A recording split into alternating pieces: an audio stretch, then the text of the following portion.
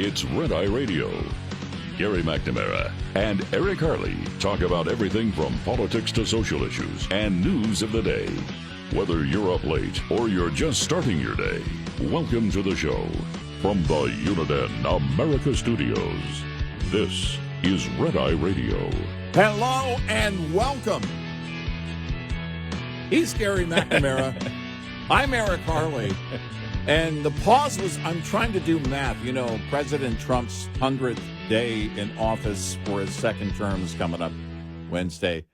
And I'm trying to see how many thousandths of a day this is. We're almost 20 years. July 15th, 20 years as a team. So for me and you doing this together, I don't know how many days it is, but it's a lot. It's more than 100. So that's as far as my math got. That's all I'm doing. Because you could say, well, just do the 365 times 20, then you factor in the leap years and blah, blah. No, I'm not doing that. And the weekends and everything else. Remember, when we initially started working together, were we getting the same amount of vacation that we were now? Well, no. Because you and I don't stop working even on vacation. We're still doing show prep. So we're like a president. When President Trump goes to Mar-a-Lago and he's golfing, he's still the president. We're still talk show hosts, and I will be when I'm sitting on the beach in July. Well, then let's ask for a bigger raise. I know. Right? I hadn't factored that. That just hit me. I have not factored that part in. Yeah. You think truck drivers work long hours? Well, let me do it. Here we go here. We're going to, okay. You and I have worked approximately anywhere between 4,800 and 5,000 shows. Wow.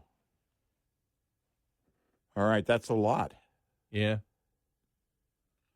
We don't have any. I don't even think on the 20th we'll have any.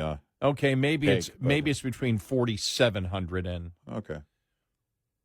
Don't worry, I'm not going to check your math. So. Well, we're closing in on 5,000 shows. Yeah, the better part of 5,000 shows. Yes. Now we don't know what the better part of each show is. You have to decide that. We'll do the show, and you decide. We report, and you shut up. All right, very quickly here, just to start off the show with total entertainment. Okay. I saw this over the weekend, and I'd forgotten this was since 2019? Yeah. 2019. And I asked you about it, and you quickly did the research. You said, oh, that was from 2019. It was a setup at an AOC, at an AOC town hall meeting. Yeah. And you said, don't you remember we talked about it? I went, oh, wait a minute. Yeah, we covered it back I forgot about that. We cover so many things that are bizarre. But it's worth, because somebody posted it this weekend and it went totally viral again. Yeah. And I went, this, I don't know, something seems suspicious about this, because nobody else picked up on it. One person put it out and it just went viral there for them. Right. But this was somebody at an AOC town hall meeting in 2019 saying that in order to solve the climate change problem, we need to start eating babies. And I'd forgotten about it. Here it is. We're going to be here for much long because of the climate crisis. We only have a few months left. I love that you support the Green Deal, but it's not getting rid of fossil fuel. It's not going to solve the problem fast enough. A Swedish professor saying we can eat dead people, but that's not fast enough. So I think your next campaign slogan has to be this: we got to start eating babies. We don't have enough time. There's too much CO2. All of you're a pollutant.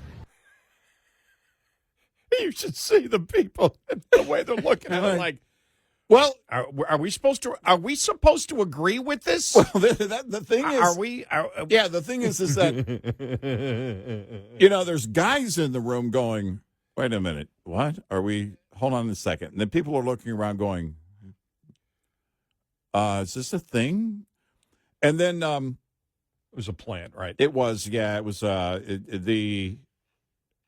the Lyndon LaRouche Political Action Committee. Oh, my God. And so they, back then it was still Twitter, and they tweeted, It was us. Sometimes only satire works. So now here's the thing. I'm reading this from the New York Times from when it happened, October of 2019. By the way, this would be about a few months before COVID hit. Do we want to connect the idea of eating babies and COVID? No, I know we already went with bats. No, I don't want to start Okay. that. All right. I'm just asking. Why not? No, why not? Why not? We can. Just throw it out there. We have never started a conspiracy theory that went viral. Right. It wasn't a lab. Nothing.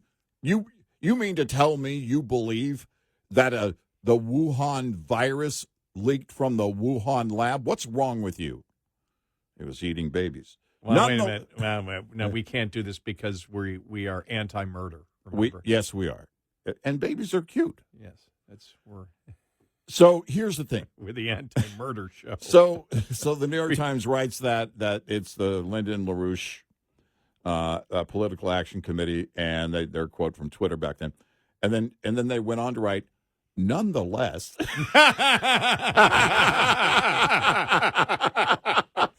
That's it's the funniest use of the word unintentionally. Nonetheless, the moment and Ms. Ocasio-Cortez's measured response sparked a debate that ricocheted around the internet with a hashtag Eat the Babies trending on Twitter. Why didn't she denounce a plan to eat babies? Did she really have to? Oh, my gosh. Seriously. Don't ever waste time reading fiction. Wow. Ever. That's just amazing. Oh, my gosh. Yeah. But I have to tell you this. Yeah.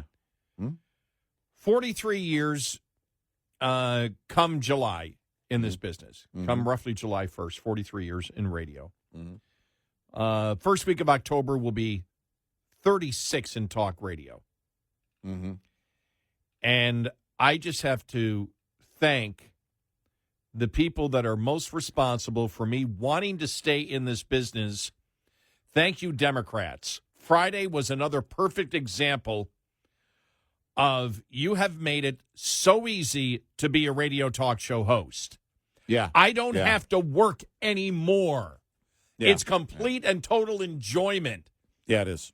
It's just wake up Friday, do a couple of things, look at the news and say, what, this judge is being arrested in Wisconsin for what? Yeah, by the way, you say wake up, do a couple of things. I call those things tequila shots. Well, for me, it was coffee. Okay. Fine. Whatever. Yeah.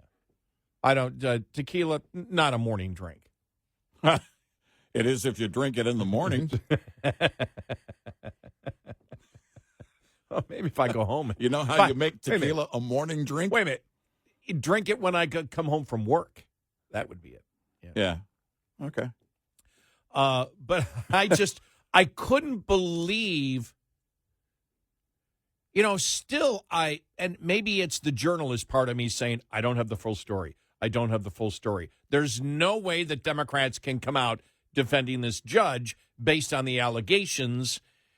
Is there more information coming out that I don't know about this judge? The ICE agents were outside waiting. Yep. They had a warrant for the arrest. Right. Knew this person was there. Mm-hmm. This person charged with, violent acts. Yep. Of domestic violence. Mm-hmm. And then you see, okay, so she tried to send them in one direction and then made sure that he was escorted out a jury door. Actually put him in the jury in, where what do they call where the jury is? Where they all sit? In the jury seating section. Yeah. They put him there. This is the allegation. Right. And then sent them in a different direction. Right. Sent them down the hall. Right. Said, And then went back and helped him get out a back door. Right. It's like, that's obstruction of justice. There's no way it's not. And I'm saying to myself, okay, what what are these people, what are they trying to say? I mean, what is the point that I'm missing? Now, nobody has come out. Not one person has come out and said she didn't do this. You Right. notice that? I haven't seen one No. person come out and say, Right. whoa. This judge did not do it. It was, I don't know. It was Bull the bailiff. Yeah, exactly. Going back to night court. Mm-hmm. It was Bull the bailiff that did it. Mm-hmm. He had sympathy, so the bailiff is the one that's. You haven't heard any story like that at all. No, they didn't deny that the actions took place. They're defending the actions. Yeah. And I'm like, you can't win this. It's impossible to win this one. Yeah. It You just can't, isn't, and it just isn't. You're not there. There's no way to win this entire thing with. And then, by the way, I loved whoever put it together. All the Democrats over the years. No one is above the law. No one is above the law. No one is above the law. No one is above the law. And they went out of their way to defend her. no one is above the law. But if it involves anything to do with the Trump administration, but Trump didn't directly do this, doesn't matter. It's his administration. Yeah, exactly. Yeah, it was really it was insane. But when I read the description of what she was charged with, Yeah.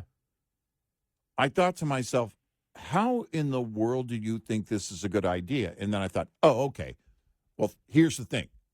I'm not an activist. When we tell you that these people on the bench in the media are activists, they are. They don't just in the media write or do a story. They don't just on the bench make a judgment and try and slow down the Trump administration. These are activists, and this is a clear demonstration. You and I had this question after the November election. We thought, okay, what do these Democrats do now in these sanctuary cities? How many of them are willing to go out of their way to hide illegals, even illegal criminals? How many of them are willing to step in front of ICE and do that? By the way, I think we're just scratching the surface. I don't think we're done with people like this. You know, you have leftists hiding gang members in their homes and doing anything they can. They'll step in front of it. Look, as radical as the left is, keep in mind, Luigi has, they were described as this, fans outside the courtroom. He's accused of gunning down a man in cold blood, and the left is cheering him on.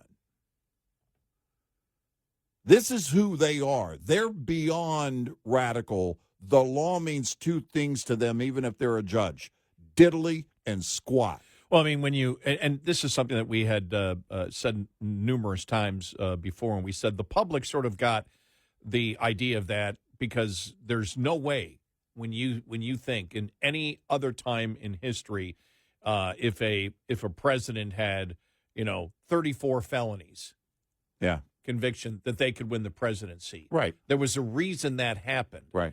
And because the public saw the rot in the system, they realized at that point, if we don't elect this guy, we're turning into a banana republic. Yeah. That was part of it. I'm not saying it was all of it, but that was part of it. That's where the public looked and said, oh, I guess then if police can be great or police can be crooked, then judges can be great and judges can be crooked. Yep. And if prosecutors are great, prosecutors can be great and they can also be crooked. Hey, I'll start something. Defund the courts. But I thought it was a great example, both the White House Correspondents' dinner the other night, The reporter from Axios apparently won an award. Say we have to do better. And I thought about both the judges, the judge, not just the one judge story, but the two judges story last week. The other New Mexico judge that was actually had the gang member in their home. In their home. That it's a perfect example of, again, judicial activism and I won't say journalistic activism. I'll just say marketing activism, as you have seen in the mainstream media. When the Axios reporter came out and said we need to do better. Well, I think need to do better means you need to cover your posterior better because you're not going to become journalist. No. It's not going to happen. No, you care nothing about the truth. You knew it was happening. Yeah. We have to do better. No, you did exactly what you wanted to do. Right. You wanted to hide the fact that Biden wasn't capable of being president. You knew it. Mm-hmm. We knew it. Yep. You knew it. Yep. There is no we have to be better. No. This is who you are. Yep. You're an activist. Yep. You're a liberal activist. You're not a journalist. We said this after the because back to the Mueller when the Mueller report came out. Yeah. And you had conservative publications saying this is a warning that the media must do. And we said stop that. We were talking to Republican politicians and the conservative media that was saying the media needs to do a better job. They did exactly the job that they were trying to do. Yep. They're not about the truth. It's not like, oh, we just figured out. Thank you. After all this time, we just figured out we're supposed to be reporting what the actual facts are. Yeah. And we're supposed to question what we're told. We didn't know that. Yeah. Oh, whoa. Well, by God. Thank you so much. Now I can become a journalist. Yeah. That's not going to happen. 866-90 Red Eye. Hi there, this is Hope Zavara with Mother Trucker Yoga, and here's your health tip of the day. Healthy driver, healthy diesel, powered by House. Truck drivers are at high risk for carpal tunnel and grip issues from long hours at the wheel, leading to pain, stiffness, and weakness over time. Let's fix that right at the wheel. Using your steering wheel, stretch one finger at a time, starting from your thumb to your pinky. Hold each of those for 10 seconds. Then place all 4 fingers on the wheel and gently press and stretch your palm and wrist. Hold for another 10 seconds. Don't forget to do the other hand. Do this 2 to 3 times a day to keep your hands mobile, strong, and ready for action. There you go. Small, simple changes that can lead to big results so you can feel good again. Visit mothertruckeryoga.com and houseproducts.com for more tips and support. We'll be right back with more Red Eye Radio with Eric Harley and Gary McNamara.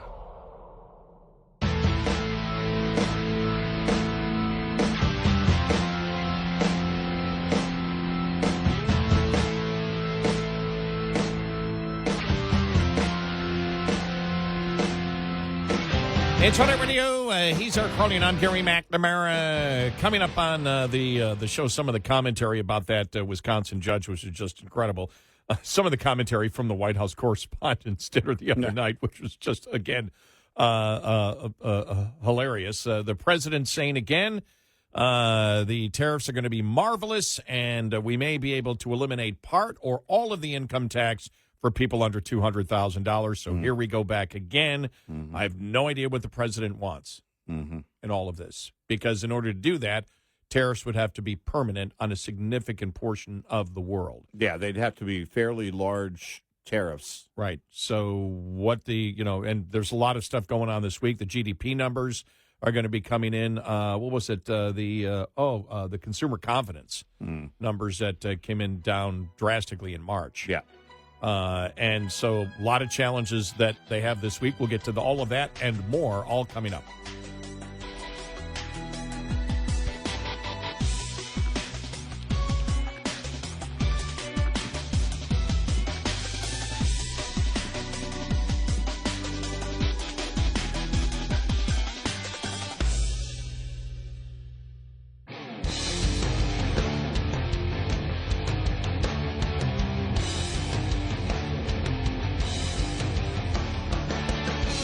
You're listening to Red Eye Radio from the Uniden America Studios. And he is Eric Harley, and I'm Gary McNamara. Welcome and good morning. Thanks so much for being here. This is really interesting. This is from Dan Lennington, who is a civil rights lawyer, vice president, deputy counsel for the Wisconsin Law Liberty Group. He teaches civil rights at the University of Wisconsin Law School. And he's former U.S. Department of Justice and Wisconsin Department of Justice. And he wrote this up about, he went through all the allegations from the actual counts. All right, this is actually everything that was written by ICE and the FBI against this judge. All right, and so he lays it out. He said, Ruiz was in a Milwaukee courthouse because he allegedly beat up a man and a woman and sent them to the hospital. 3 counts of domestic abuse. The victims were in the courtroom ready for the pretrial conference. They were waiting for justice. Judge Dugan found out that the ICE agents were in the hallway. She put Ruiz, who was the suspect, in the jury box, which is unusual, of course, right, and went to confront the federal agents in the hallway. The ICE agents were there lawfully and with the knowledge of Milwaukee County. They announced themselves, connected with officers in the building, and agreed to wait in the hallway outside the courtroom, not interfering with the scheduled hearing. This is very standard and routine. Dugan went into the hallway, this is the judge, confronted the agents in a confrontational, angry demeanor. The agents explained that they were there to serve an arrest warrant. Dugan said they would need to leave the courthouse, that's in quotes.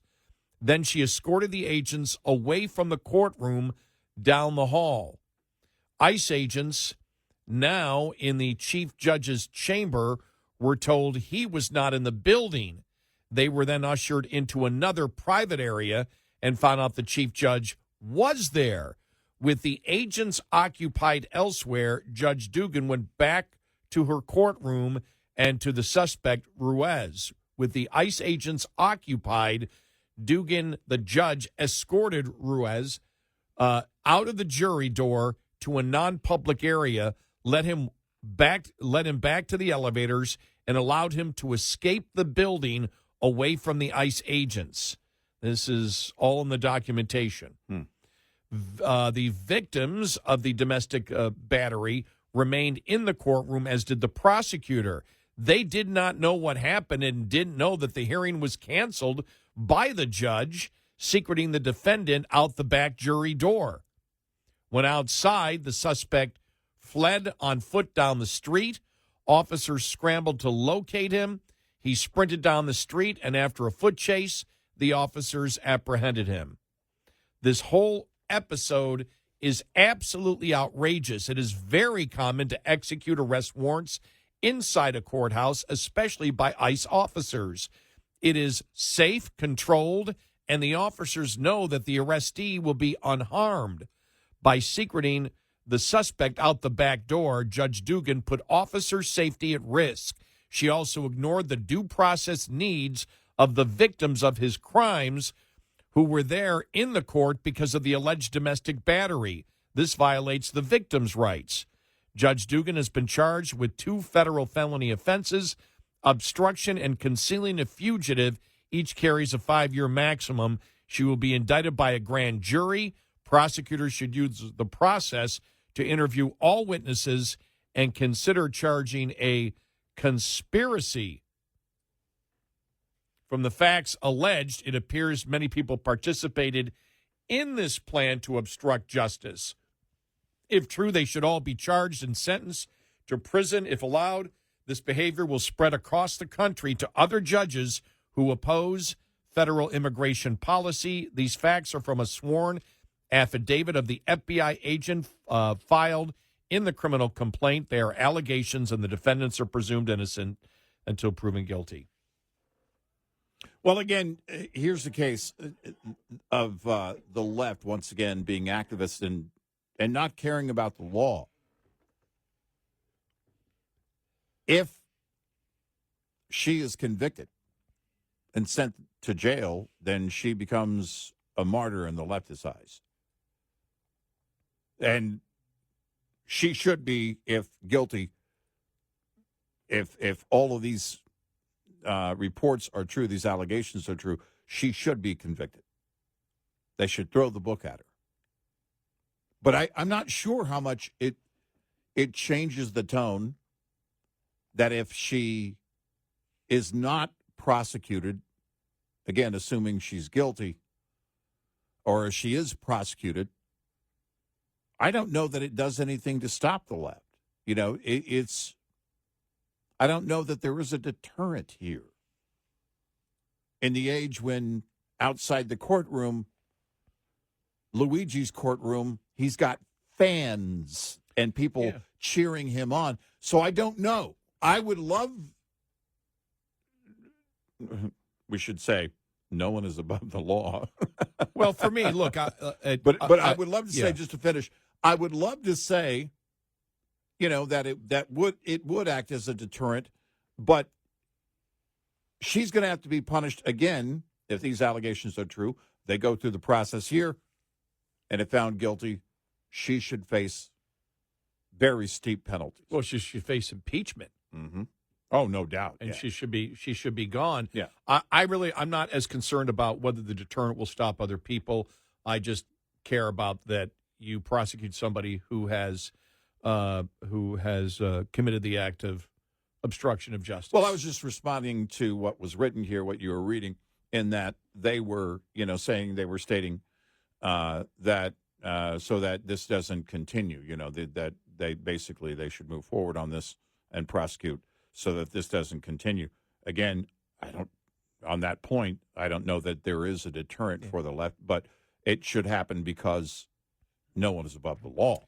Here's CNN's Heli Honig on Friday as you had Democrats attempting to defend her on this and go after the Trump administration. There's just nowhere. There's not a sliver from the allegations we see here and the fact that 3 days have gone by and nothing has come from the defendant or anyone saying she did not do this. It was somebody else, right? Or this never happened, or there, and when that, and as well as I do, when that happens,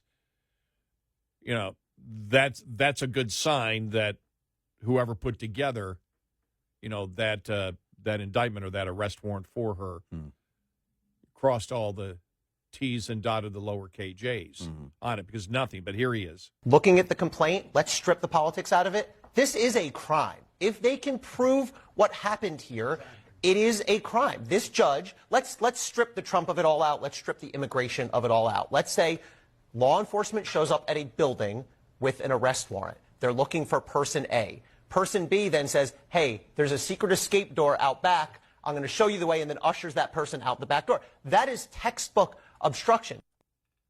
Duh. And by the way, that was on CNN. Yeah. Just so we know, that was, this is CNN. Yeah. Then you had Scott Jennings talking about it later on CNN. Here we go. It's an embarrassment. Let me just respond to something Yeah, you go said, ahead. which is that you said, well, you got to worry about the impact on the community. Yes. The president and the Justice Department and his people have to worry about the impact of illegal immigration on the country, because nobody's been worried about that for years. And the reason this is important is because this is one of Donald Trump's biggest criminal justice priorities, and frankly, it's one of the American people's biggest priorities to control this. And you know well, there are people all over towns, all over this country, who have been working overtime to try to stop him from executing on this agenda. If she turns out to be one of them, a spectacle is warranted so other people will stop doing it. I appreciate Let me tell you what we really got to go. Yeah, is that there are people and one political party in this country dedicated to re-importing illegal aliens hand over fist, and it is outrageous. Yeah. It's like, duh. Bring those gang members back to the U.S. where they don't belong. That's the chant. That's what they're fighting for. It was, I'm telling you, on Friday, I was just like, I was shaking my head saying, really? Remember back in 2016? And I think he repeated it during his first term. Trump was talking about, look, these countries are sending us their worst, and then the left went off. Well, that's racist. And he was specifically talking about violent criminals that are coming here from other countries. And everybody knew that. Oh, throw that out the window. Throw that out the window, because now they're okay. In fact, they insist on these violent criminals, as long as they're a Maryland man, Yeah. being brought back to the U.S. Yeah, I'm telling you, I couldn't believe it, after I saw what the allegation was. Like any case, you and I sit back and say, okay, what else is there? What else is there? And I waited all weekend. What else is there? What else is there? There seems to be nothing else out there. Well, I was in a courthouse. This goes back to last year, and I'm sitting in the hallway. No, I wasn't in trouble, and they came out. The local sheriff's department, the local county officials, law enforcement officers came out and said, "We need you all to clear out of the hallway, because we're going to be bringing some people through." And it turned out they were bringing some people through that were, violent. They were just transporting them, but it's standard procedure because it was a very narrow hallway. So, if you've been around, and if you're old enough, you'll be around courthouses, whether serving on jury duty or, going there for other reasons. If you've been around courthouses, you understand how it works, and there are law enforcement officers everywhere. They have to be. Not just inside the courtroom, but also they're doing other things, like, in this case, serving a warrant. And,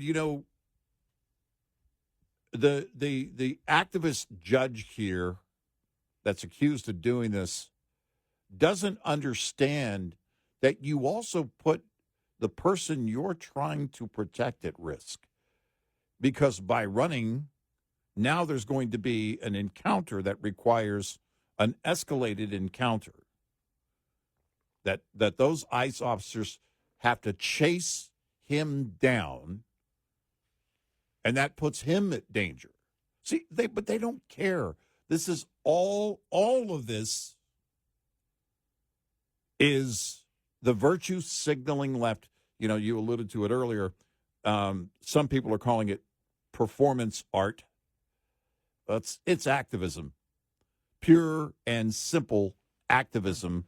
And they don't care that they put officers' lives at risk. Nope. They put civilian lives at risk that are out on that street if that individual had become desperate. It doesn't matter to people like this. They don't care, and the law does not matter. She should never, ever be on a bench again, ever. 866-90 Red Eye. Coming up, more with Gary McNamara and Eric Harley. It's Red Eye Radio.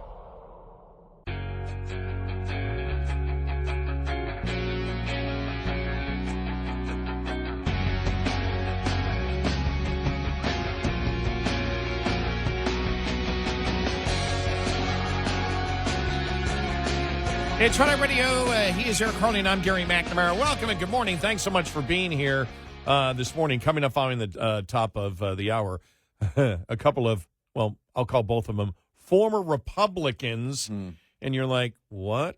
What are you doing here? Are you taking the side of the Wisconsin judge?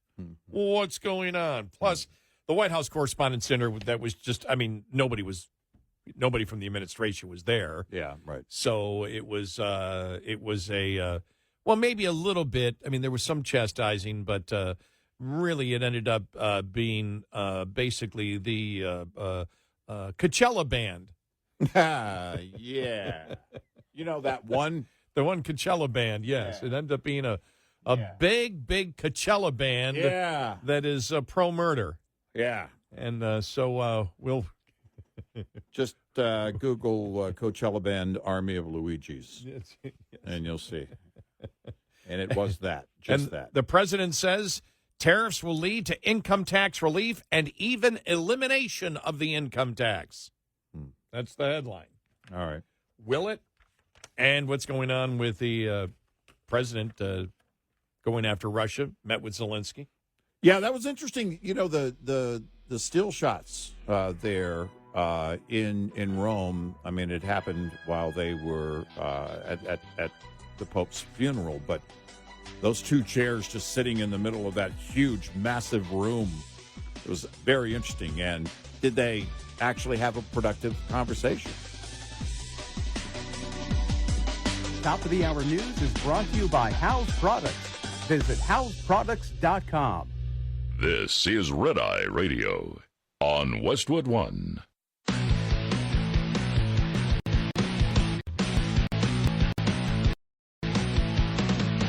Now, it's Red Eye Radio.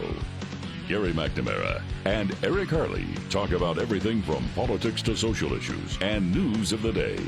Whether you're up late or you're just starting your day, welcome to the show. From the Uniden America Studios, this is Red Eye Radio. All across America, we are Red Eye Radio. He is Eric Harley, and I'm Gary McNamara. Good morning. Welcome. Thanks so much for being here. Thank you. How is everybody?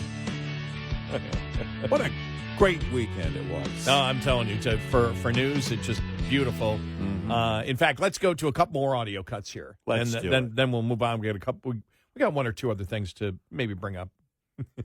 Yeah, a couple of maybe roughly 4 hours worth. This is a former conservative who claims he's still a Republican, David Brooks, on PBS, talking about the Wisconsin judge. Okay, here we go. Well, obviously, they're trying to send a note of intimidation, not only to her, but to all judges and maybe to all Americans. But I don't yet know the specific details of this case, whether she escorted the guy out the jury door or whether she's let him. So that's all murky. I don't want to comment on this specific case. But especially on the issue of immigration, there are a lot of people who are appalled by what the administration is doing. And there will be times for civil disobedience. And to me, let's say she did escort this guy out the door. If federal enforcement agencies come to your courtroom and you help a guy escape, that is two things. One, it strikes me as maybe something illegal, but it also strikes me as something heroic. And in times of trouble, then people are sometimes called to do civil disobedience. And in my view, when people do civil disobedience, they have to pay the price. That's part of the heroism of it, frankly.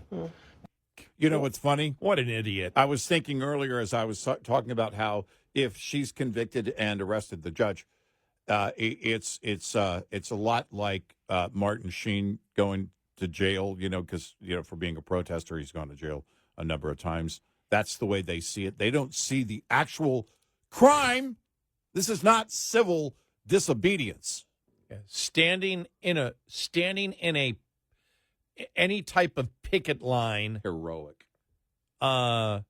not committing acts of violence against law enforcement, that's civil disobedience. Yeah. Civil disobedience is not obstruction of justice in a case like this where there's nothing political. Right. No, He's charged heroic. with violent crimes. There's nothing political here. It's also heroic. You're a moron. I know. If you ever wanted to think that David Brooks, who claims to still be a conservative, is full of manure. Yeah. That's garbage. Yeah. Just join the Coachella band. Well, because Join the Coachella murder band. Because, band. if he's going to Not band, categorize this type of crime, massive crime, by someone in a great position of power at that time that used her power to commit the crime, according to the allegations, as civil disobedience, then what? She pays a fine and goes home? Yeah. If found guilty? You're a moron. Yeah, he is. David Brooks just showed his colors there. Now let's go to the former head of the Republican National Committee, Okay. Michael Steele. All right. Here we go. No, I love the legal piece, and that's an important part of all of this in so many ways. To me, though, the most disturbing part is what happened to Judge Dugan. It's terrible. And the fact that you have American citizens applauding it and wanting more, and having members of Congress, Republican members of Congress specifically, saying arrest more. So how do we then gird ourselves against further erosion in that lane where there's another judge, this time a federal judge, who rules in a way and Trump doesn't like it? What recourse do we have to protect them? This is nothing about how a judge ruled. No. No. I mean, you can, the only way that you can even attempt to ride this, from what we know all the allegations are, is to ignore the facts of the particular case. Right. That's it. Yeah. You have to ignore it. And possibly make up your own to go to, to put in instead of the actual facts. I mean, it's so bad. That's why I was thinking, by the time we got to Saturday, I'm thinking to myself, there's nothing here. I'm like, wow, the Democrats make the show so easy. I mean, it's just so easy. It's like, because I'm waiting all weekend. All right, there's got to be something more. There's got to be something more. There's got to be something more. There's got to be. And there seems to be nothing more than she committed obstruction of justice to let a illegal immigrant who has been charged with violent crimes escape justice. Yeah. I mean, I don't know what else. I don't know how else to put it. And please, somebody on the other side, can you make a logical point that connects any dots together? Again, they're defending the actions. They're not saying the actions didn't happen. Yeah. Yeah, great point. They're defending the actions. Right. That's where the left is today. No one's saying, well, aside from Luigi and his lawyers, that Luigi, let me rephrase it, none of his fans, that's such a demented mindset, by the way. I know, isn't it? None of his fans are saying he didn't do this. Now, he's saying, well, he entered a plea of not guilty. But the public that's calling him, a hero for allegedly shooting Brian Thompson, none of them are saying, oh, he didn't do this. He's innocent of the crime. They're not saying that about this judge, that she's innocent, that she didn't do this. They've moved on now. Crime doesn't matter. And of course it doesn't. Look at who the judge was trying to protect in the first place. I mean, it's just... Why are you a judge at all? Trying to compare this with civil disobedience. I mean, it's like... Well, I'll tell you, I'm going to answer the question I just asked, by the way. Why are you a judge at all? Well, so you don't have to go heavy on people like this that are violent criminals, that you can help protect them. That's why they're a judge. That's why they see themselves. That's how they see themselves on the bench, activists. My gosh, to call this heroic. It's also heroic. I mean, what the actual hell? I know. You just shake It's heroic. Yeah. But again, we've seen it. I don't know how many times.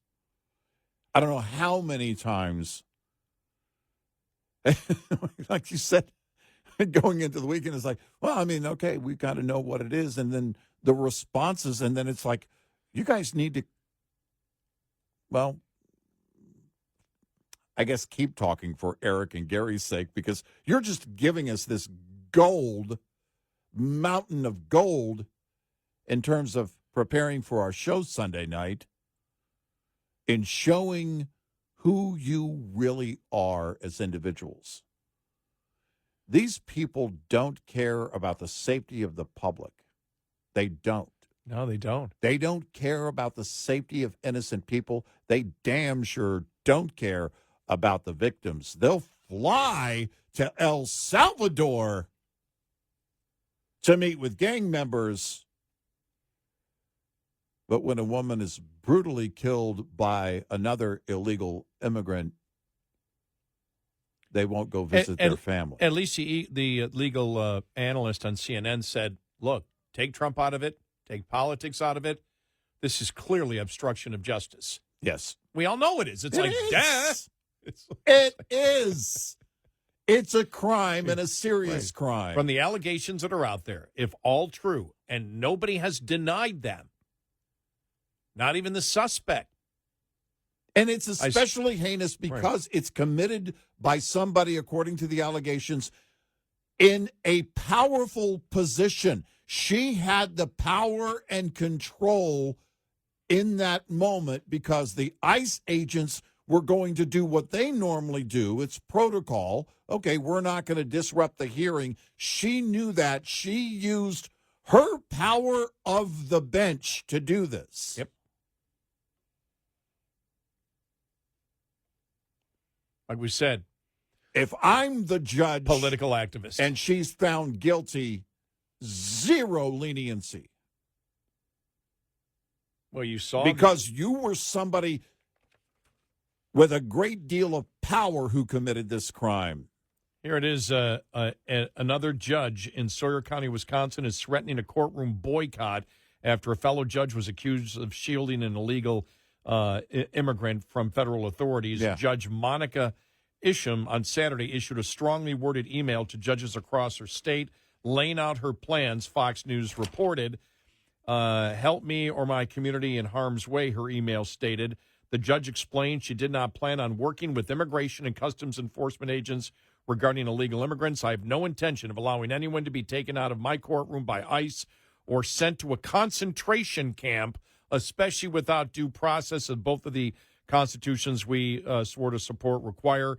In a social media post on Saturday, Representative Tom Tiffany shared images of Isham's email.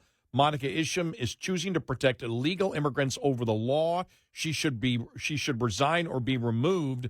The news comes after Wisconsin Judge Hannah Dugan was arrested Friday after she allegedly guided a previously deported illegal migrant away from federal ICE officers who expected to arrest him after his assault hearing in her courtroom.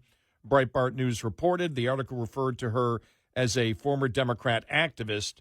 The illegal immigrant has a history of violent criminal charges. The Fox article also noted that Dugan has worked with legal aid organizations and as executive director of Catholic Charities in the past. She was elected, to the circuit court in 2016, ran unopposed in 2022. She primarily oversees cases in its misdemeanor division. So there you go. Sorry. Wow.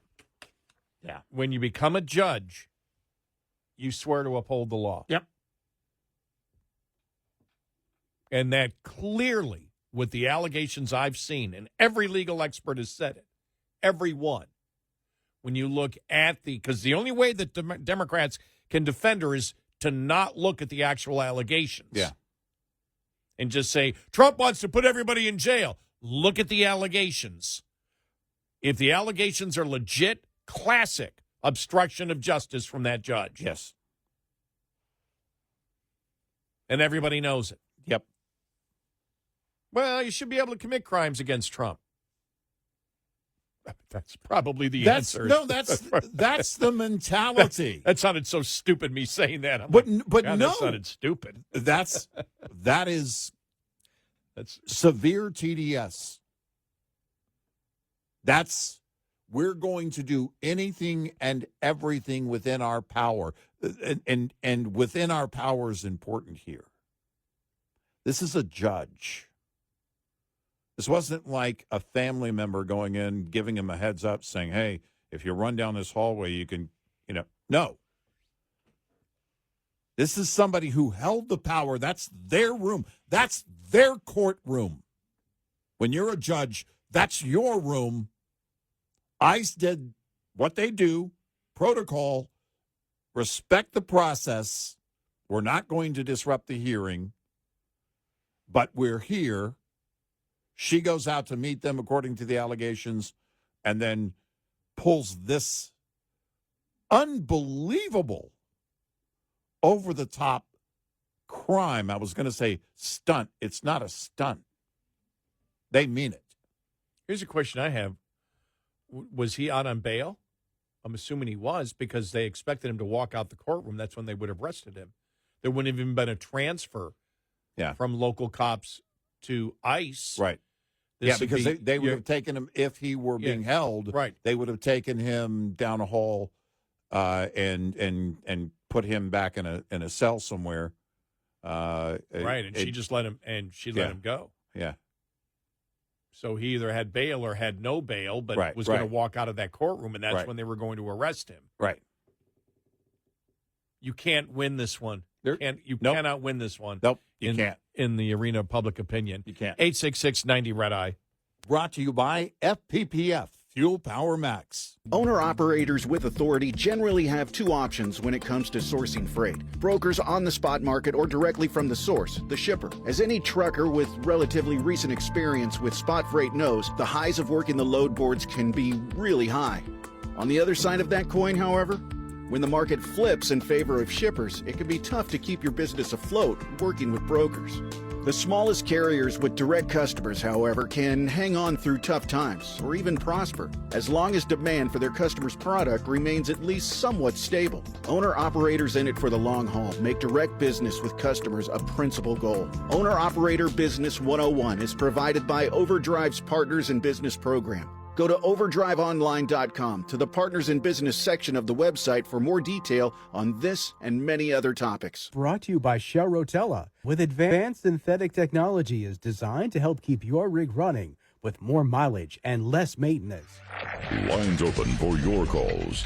866-90-RED-EYE on Red Eye Radio.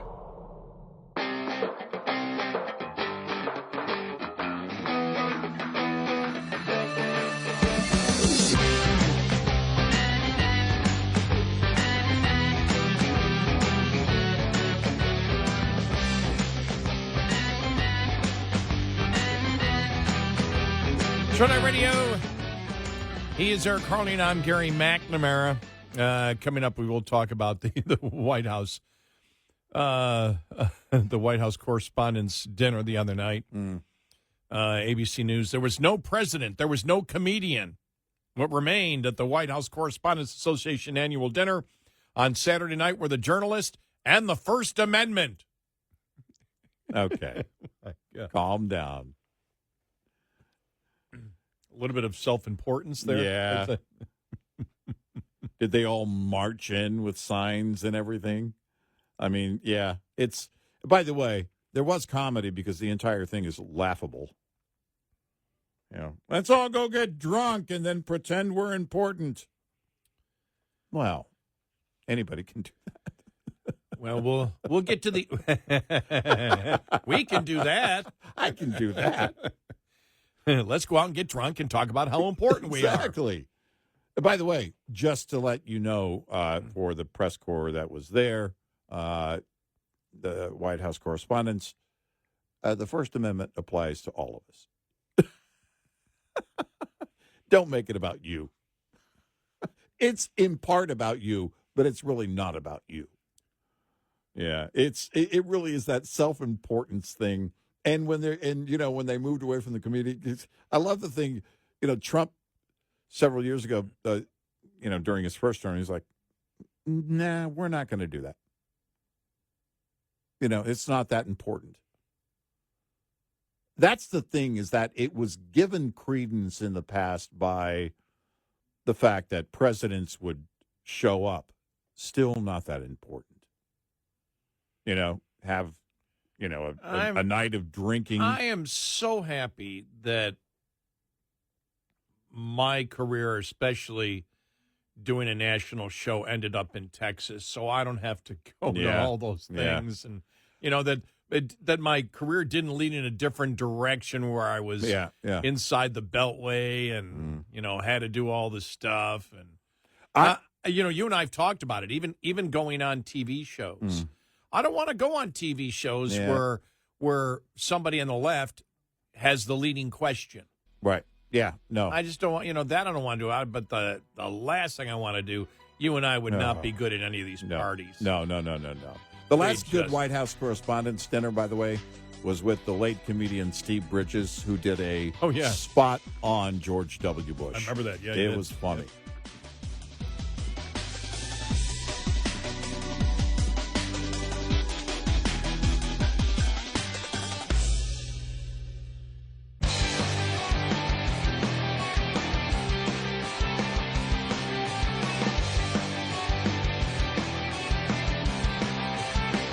Catch all 5 hours of the show live every night on the Red Eye Radio app. Available in the App Store. Red Eye Radio.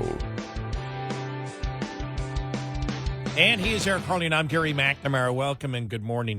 We talked about the Judge Dugan, but what about the other former judge, Joel Cano? And he's a former New Mexico judge.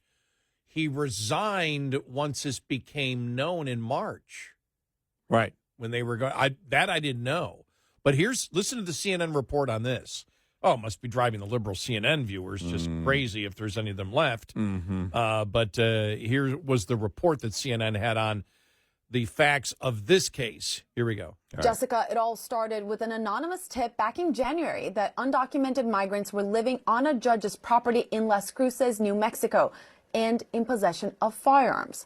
That home belongs to the former judge Jose Luis Cano and his wife Nancy Cano.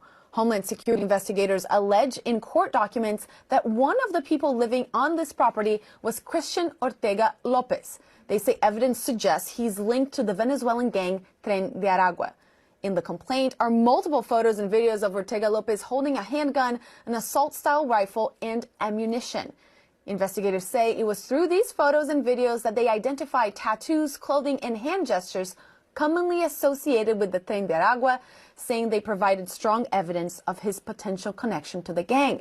Homeland Security investigators also claim that after Ortega Lopez's arrests, the former judge admitted to smashing a cell phone with a hammer weeks earlier because he thought it could have had photos or video that would reflect negatively on Ortega Lopez, and that his wife consulted with Ortega Lopez over how to delete Facebook posts.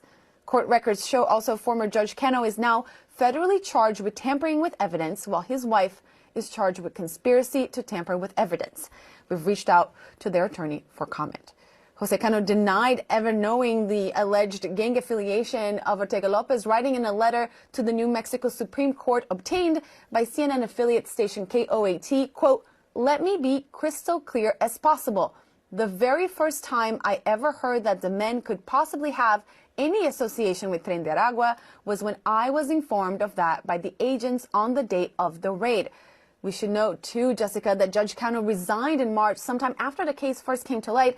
And this week, the New Mexico Supreme Court ordered Cano to never run for judicial office in the future. Yeah. So he was a judge when this was all happening. Right. And the heat was coming down, and he resigned. My question would be, well, it really doesn't matter whether somebody called him from the state Supreme Court or not, or whether he just decided that on his own to resign. But the heat was coming, and he knew that, and resigned earlier this year. My question would be, why would you resign if you did nothing wrong? Why would you resign if you did nothing wrong? You know, the allegations of smashing a phone and everything else, and then the allegations against the wife of trying to conceal posts or delete posts on social media. Well, what posts would you try and delete? I mean, there's a number of people who are just here illegally. Well, what didn't make sense in the report is that he admitted to the agents that he apparently, that's what she said. He admitted to the agents he destroyed the phone. Right. But then he wrote a letter to the Judges Association saying he didn't know. He didn't know he was a gang member. He was a gang member. That didn't seem to make sense. I don't know what the timeline is, Right. but I caught that part of it. Well, going, because that didn't make sense. Well, because if you're talking about, again, if the judge is saying, well, I just thought he was an illegal immigrant. I just thought he was somebody that was just going to be deported.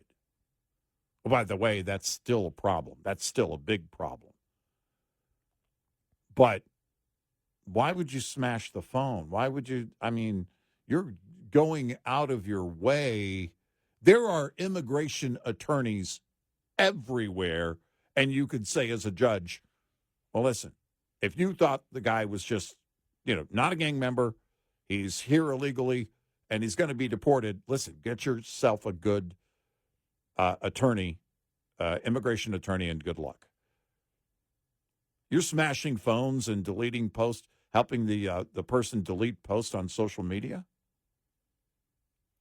Like I said, based on the allegations, I haven't heard one single Democrat, when confronted with all the allegations, say anything that makes sense to the individual cases, because that's what I care about in the justice system. Is you look at the evidence that is presented in every case. Yep. And prosecutors' job are to prosecute it, and law enforcement is to find out who's breaking the law. Yeah. And in both of these cases, the allegations, if true, are extremely damning. Yeah. Yeah. I mean, and you cannot look at this and those two cases, the one in New Mexico, the one in Wisconsin, and say, this is just Trump being Hitler. Yeah, right. Again, it shows you, it demonstrates, if everything is accurate and true here, it demonstrates exactly who these people are and what they're made of. This is really the resistance against Trump. And they were okay with the broken border the way that it was broken by the previous administration. These individuals clearly didn't care. In fact, they were quite okay with violent gang members being here. Absolutely fine with that. Your family, your safety, not important. The law, not important. This is who they are at their core. They thought they were going to bring in a great number of people to pad their voter base. And they start talking again about comprehensive immigration reform. They really thought ultimately they were going to be able to pad their voter base. But beyond that, it's also this virtue signaling, I'm going to be a hero, as Brooks referred to the one judge as heroic. Going to be a hero because I'm going to fight against Donald Trump. When we said this isn't over and the left isn't done, this is what we're pointing to. Because there are still a great number of them in positions of power. And there are plenty of them in office or who will run for office in the future that will win elections. Kamala Harris might be the governor of California one day. the way they're going, yeah. And I don't know how they reshape that to make it, I don't know, to make her sound more competent, to help her complete a sentence that makes sense. But that may not matter in California for enough liberals. I mean, that may be. Well, I'll ask this question. Are there enough liberals that want to give her the consolation prize since she lost in November of 24? Well, we'll let her be governor because she should have won. Yeah, I will say this: that everything that has happened, whether it was going back to the I can't remember the name of the illegal immigrant back to Garcia. But whether it's Garcia or the Ruiz in Wisconsin, the two judges, everything going on. You look and you see the response from Democrats, and you see where Democrats stand right now. And I was thinking that all the different polls on Trump over the weekend that came out, even Rasmussen showing he's taking a dip. Not that this hasn't already, not that he hasn't rebounded a little bit as he did previous to these polls over the last 10 days before that. But yeah, the tariffs and economic stuff, is a challenge that they face. But when they talk about the president and his approval rating, my God, you look at Democrats and you're like, well, they're in the lower 20s. Yeah, right. And so you have in one hand people saying, okay, what's going on with Trump? And there's plenty of time for him to do a variety of different things that the American people may like. We'll see whether he does them or not. Right, yeah. But in fact, we'll be discussing some of the stuff, including the tariffs coming up in a little bit. But I just don't see, I see a party that's still completely and totally insane. Every time I hear from some Democrat, well, we're gonna look at this in a different way. I saw the headline that said Democrat comes out against all Democrats on immigration, and it was Cuellar. Well, he's already been there. Yeah, right. He's been there for a couple of years. It's right. I'm like, oh, okay. So is another Democrat trying to moderate a little? No, same one. Yeah, right. Yeah. And so it's everything. I mean, it's just everything that they say. Where they stand on the issues is completely and totally insane. And so, yeah, do Republicans have a problem? Yes. But even Republicans with their problems are polling twice as high as Democrats. Yeah. And we'll get to some of the Democrats saying, well, we don't stand for anything. We don't stand for anything. We don't stand for anything. Democrats said that over the weekend. Right. They all know what the problem is.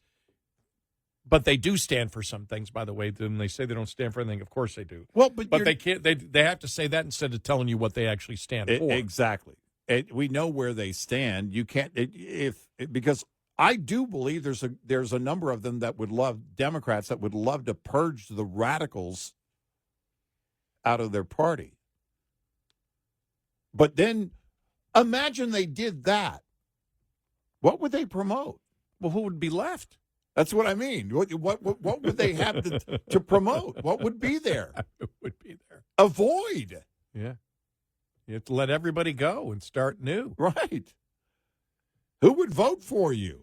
Yeah. But what does the new Democratic Party stand for? I mean, we already have a no labels party. Do we? That's what I mean. 866-90 Red Eye. Get in touch with Red Eye Radio, toll free at 866-90 Red Eye.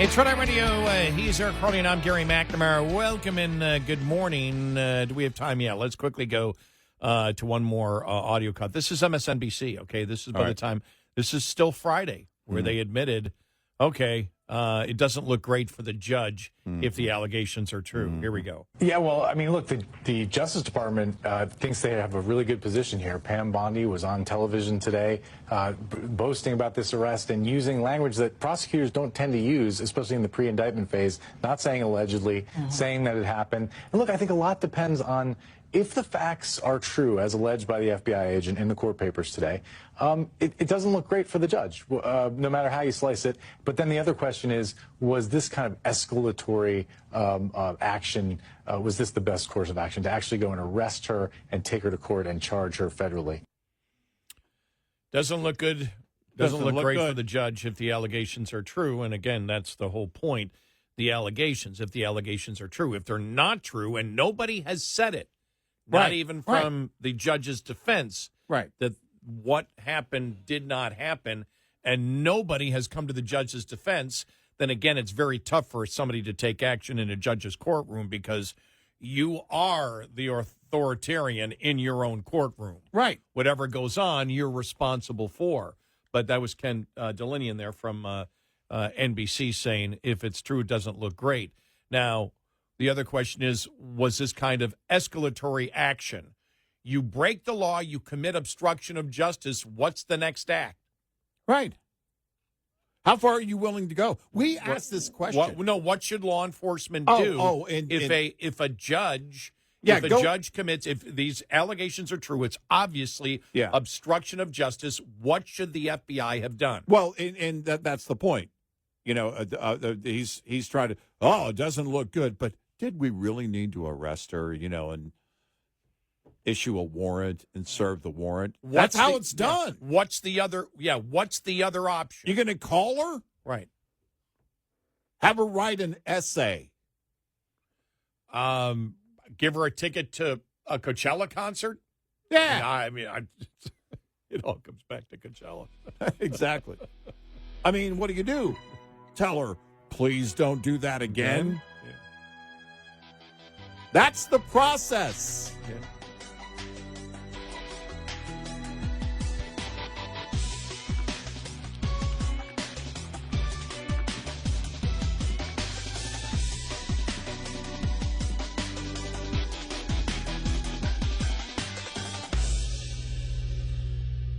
This is Red Eye Radio on Westwood One.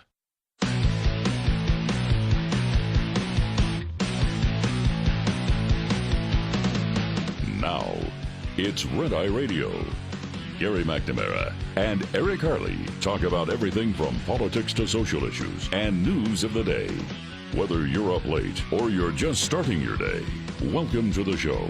From the Uniden America Studios, this is Red Eye Radio. All across America, we are Red Eye Radio. He is Eric Harley, and I'm Gary McNamara. Welcome and good morning. Thanks so much for being here. Thank you. What did I spend my weekend doing? Well, you're probably thinking, going to the latest parties, all the hip joints, whatever. I spent a good hour and a half on Tuesday keeping predators from attacking the little ducky in my backyard. On Tuesday? No, I said Saturday. I thought I said. Oh, okay. All right. Yeah. I thought you said I spent hours on Tuesday. I meant Saturday. If I said Tuesday, I meant Saturday. All right. Yes. That makes sense. I did over the weekend. Tuesday's not the weekend. We can make it the weekend, though. Yes. So, I was protecting a little a duck. Yeah? Yeah. All right. So that's what I was doing. How many ducklings are left? 1 out of the 9. But it's 2 weeks old tomorrow. Maybe I thought Tuesday because it was born on a Tuesday, or it was hatched on a Tuesday. Here's an unrelated question. You ever had duck at a restaurant? Nope. Me either. Never. Yeah. Never had duck. I have no interest in ever having duck. Yeah. Actually, I've had duck. I've never had it at a restaurant. Oh, okay. I've never had duck. Yeah. A buddy of mine went duck hunting. I've never been duck hunting. Yeah. I've been hunting quail, deer, cows, but that's usually straight to the steakhouse. I've hunted a bunch, but it was for golf balls in the woods. So that's it's really, I don't think, probably you're not going to find a lot of people that are golfers and hunters. Yeah. Not to say it doesn't exist. Right. But the fact is both take an enormous amount of time out of your day. Yeah. I got to hit the driving range this week. I got to see if I've been so busy and, just so busy. I was so busy protecting ducks. Well, it's a full-time job. All right. The biggest question I get from every single person, every single one of my buddies who is still involved in business that aren't retired or who have any investments, what's going on with the tariffs? And my answer will be the same as it was last Friday. I have no idea. I don't know. No idea. Well, it's at the point, the markets can't do this, but it's at the point of I'll wait and see what they do because it's, the language is all over the place. So I don't know what's going on. Yeah, Besson was talking about all trade barriers have to come down from every country over the weekend. They were back talking tough again. Then Trump talking about on Sunday that his tariff policy will substantially reduce, even completely eliminate income taxes for some American workers. When tariffs cut in, many people's income tax will be substantially reduced, maybe even completely eliminated, Trump wrote in a 6 a.m. post on Truth Social. Focus will be on people making less than $200,000 a year.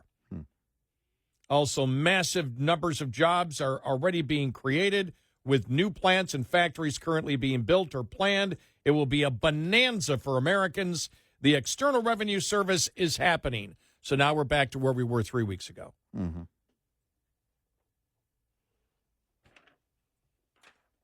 Yeah.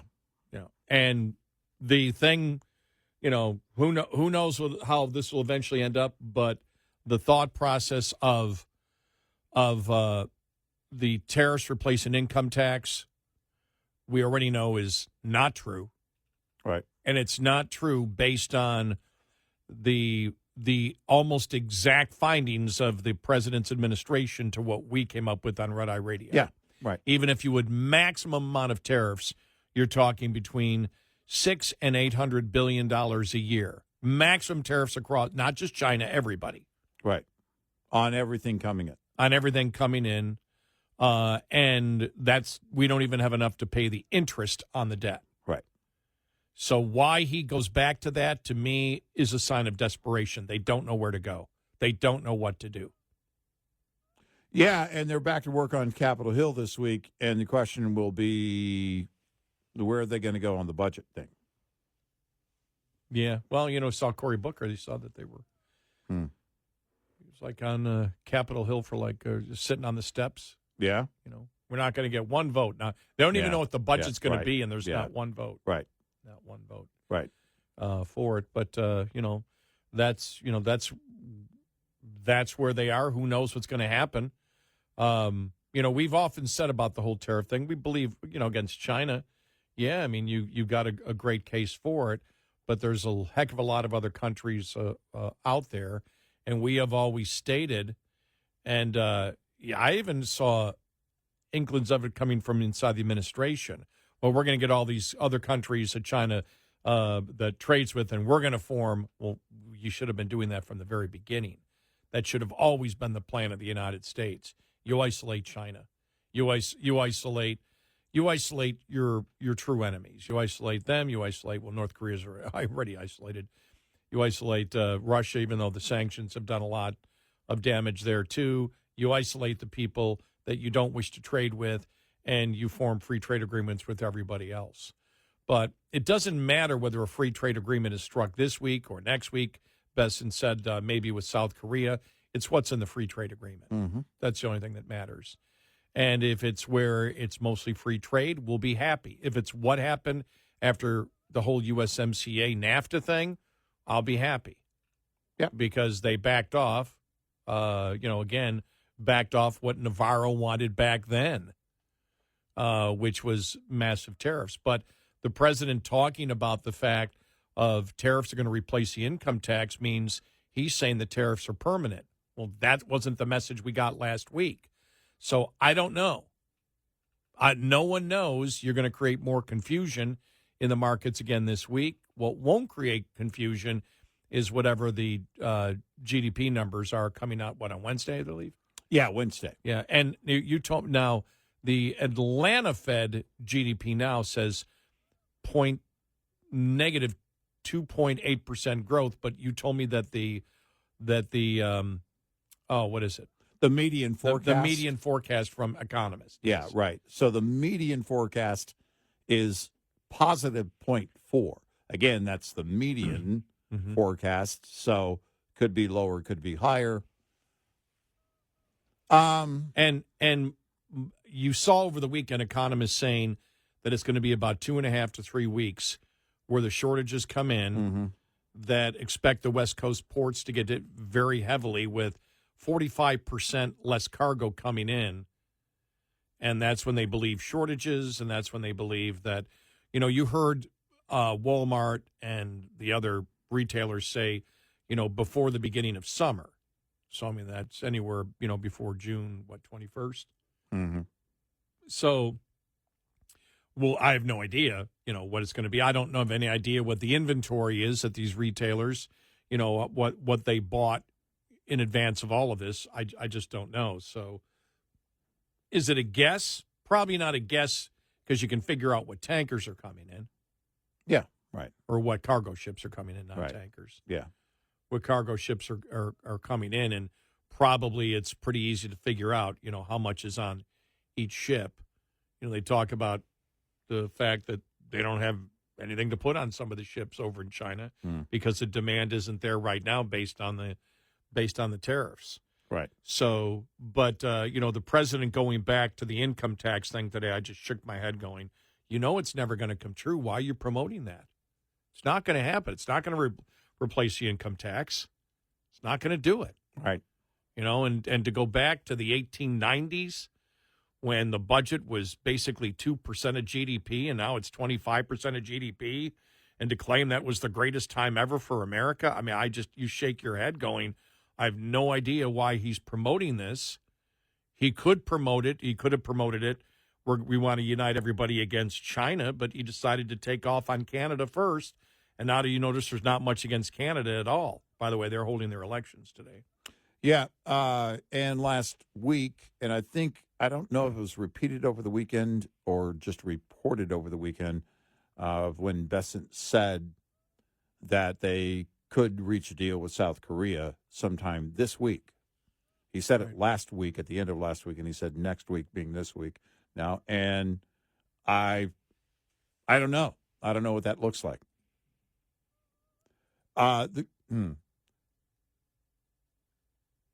So the Q1 GDP is going to have an effect. If it's negative, it's going to have an effect on the markets. I think some of that is already priced in, and it depends on how negative, if it is negative. If it's positive, that's probably a little bit of a breather. The point being is because they'll know at the White House probably this morning where those numbers are going to come in. They're going to know what they are. And you'll want to announce something. Do they? I've never, you keep saying that. Do they know the numbers early? I think they have a pretty solid idea about 48 hours out. So their economists know. They may not. It's not leaked to them. They may not have those numbers in their hand, but they have all the numbers that figure out what the GDP will be. They'll know where that is going to be, and if they believe, if the bet is, if they're pretty sure it's going to be a negative territory, you want to kind of hedge against that by announcing something, which could be just a deal with South Korea. I don't know. Or maybe not. Maybe they don't, again, maybe they believe the market is priced in a very low GDP for the first quarter already, and that there won't be much of an impact on Wall Street. If it's negative, if it's closer to the GDP now forecast by the Atlanta Fed than it is the median forecast by economists, then that's going to be a problem. I don't know if that's priced in. I don't know if the market's priced that in already. So we'll see what they announce this week, but I expect that they are going to announce, again, it's going to be these broad, ambiguous terms. Oh, we've made a lot of progress, and we're coming to great agreements. They started talking to China last week, but I have no idea Well, China said what this. they've done. China said this weekend, no, they haven't. They've had absolutely no talks on tariffs. China said this weekend. They repeated that this weekend. Yeah. Did you see the story? I got to find that story, though. That behind the close. I got to find that. By the way, I'm not saying I believe China. No, I'm not either, because it's what I was going to bring up. That somebody said on Fox. I got to go find that story I saved. Somebody said on Fox News the other day that China is quietly caving. That behind the scenes, and they're not talking about it, they're quietly caving. They said it on I saw Fox that. Business the other day. Yeah, I saw that too. I don't know what the basis is for that. Again, not that I. Okay, here it is.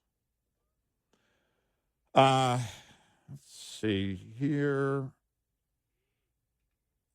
I want to see when this was posted at Fox News. Well, Charles okay, Guest, this was on. This was on Friday afternoon that this was posted on Fox News.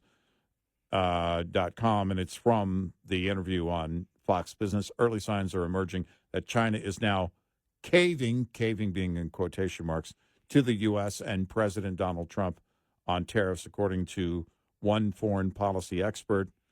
Gatestone Institute senior fellow Gordon Chang agreed that there's a win for Trump after the president's revealed he's spoken to China about trade tensions and the recent exemption of some U.S. goods from its 125% tariff. China is doing this, but it's not announcing it. It's just not imposing the tariffs on aviation products, industrial chemicals, and semiconductors. It's sort of like the Chinese way of doing it. So, again, the claim that they're kind of softly caving here, quietly caving. It's basically, another quote, it's basically they're caving, but they don't want to say they're caving. Well, nobody says they're caving. Nobody wants to say they're caving. No. So it's impossible to know. And was that like middle of last week? No, this is from Friday. Okay. I knew I read it last week. Yeah, sometime. Yeah. Charles Gasparino wrote, Trump administration would like to roll out trade deals this week, at least the outlines that have been agreed upon per sources close to the matter.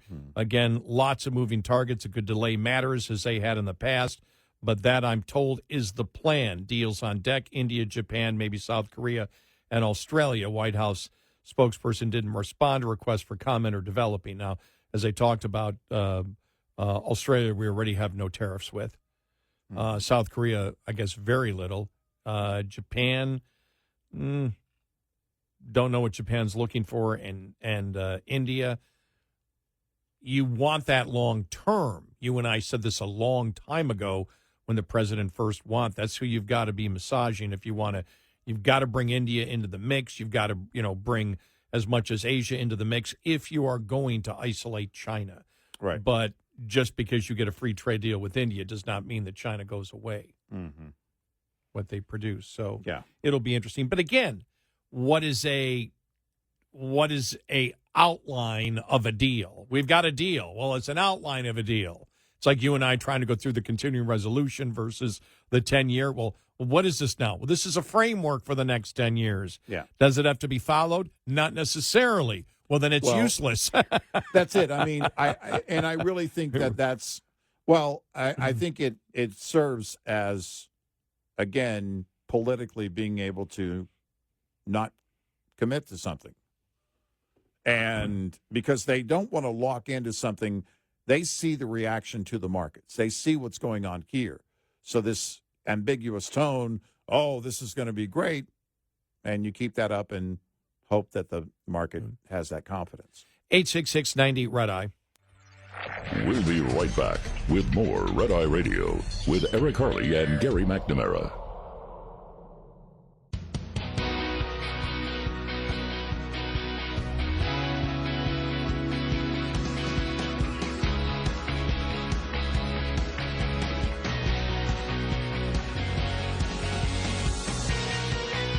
It's Red Eye Radio. He is Eric Harley, and I'm Gary McNamara. Welcome and good morning. So, I have no idea what the administration is looking for in any type of deal, because odds are they're not going to get free trade deals. They're going to get outlines of a deal. And so whether it's what Charles Gasparino from Fox Business News said last week, they're going to get frameworks of a deal that they can both live with that aren't specific, and probably drop tariffs at that point. That's not going to happen with China, I don't think. You don't know. But the fact is, will we get to the point? I don't know. I mean, I we'll get to the point of what the president wants, which is I don't know what the president wants. Yeah, I don't know. Right. I can't tell you what he wants. It's been all over the place. Yeah. It's been fentanyl. It's been tariffs need to stay. It's about equal trade, the exact equal trade, or the U.S. has a surplus, but the U.S. no deficits with any nation on trade, or we just want reciprocal tariffs and for people that are treating us unfair, and we're willing to drop them all if you drop them all. I don't know what the administration wants or where that combination is of both. I did read the other day, though, that an economist looked at it and said, you know, with all the countries that we deal with, there are like 8,000 different tariff laws. He said if we did tariffs with everybody, if we tried to figure out it all, there'd be 2.6 million different tariff rates. Yeah, right. It's like, oh, my God. Yeah. And Which so, is why to get an actual deal, it would take forever. You know, it's not going to happen in a matter of days or weeks. You know, so they can only announce an outline, an agreement to an outline, an agreement to come to an agreement to an outline.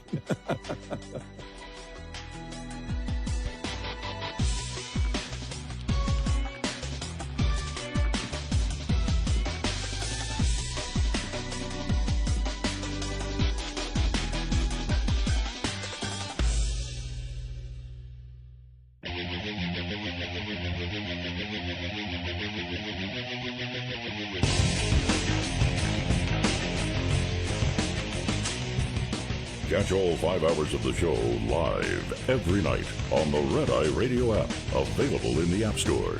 Red Eye Radio. And he is Eric Harley, and I'm Gary McNamara. Welcome and good morning. Did you hear the end of 60 Minutes last night? I wasn't watching 60 Minutes, but I saw the clip. Yeah. Okay, here's the clip. All right. Yeah. Scott Pelley, right? Yeah. Yeah. And this is on the resignation of the executive producer, Bill Owens, because of the big lawsuit that Trump has filed against 60 Minutes, and that their parent company is trying to complete a merger. And so they're saying Paramount's began to supervise our content in new ways. Here we go. In tonight's Last Minute, a note on Bill Owens, who until this past week was executive producer of 60 Minutes. He was our boss. Bill was with CBS News nearly 40 years, 26 years at 60 Minutes. He covered the world, covered combat, the White House. His was a quest to open minds, not close them. If you've ever worked hard for a boss because you admired him, then you understand what we've enjoyed here. Bill resigned Tuesday. It was hard on him and hard on us, but he did it for us and you. Stories we pursued for 57 years are often controversial. Lately, the Israel-Gaza war and the Trump administration. Bill made sure they were accurate and fair. He was tough that way. But our parent company, Paramount, is trying to complete a merger. The Trump administration must approve it. Paramount began to supervise our content in new ways. None of our stories has been blocked, but Bill felt he lost the independence that honest journalism requires. No one here is happy about it, but in resigning, Bill proved one thing. He was the right person to lead 60 Minutes all along. There you go. Oh, Commentary. very brave of him to just quit and give up there, Scott Pelley. That's what people do, you know, when they're running from something. You just said that none of your stories have been blocked. Yeah. Right. But what? Then what's the problem? Well, look, you know, what happened, because the lawsuit, we all know know the lawsuit. The lawsuit was based on editing what Kamala Harris said in one short interview compared to what they actually aired on the air, and it was different, and it gave a completely different context to it. And Trump said, well, this just shows your bias.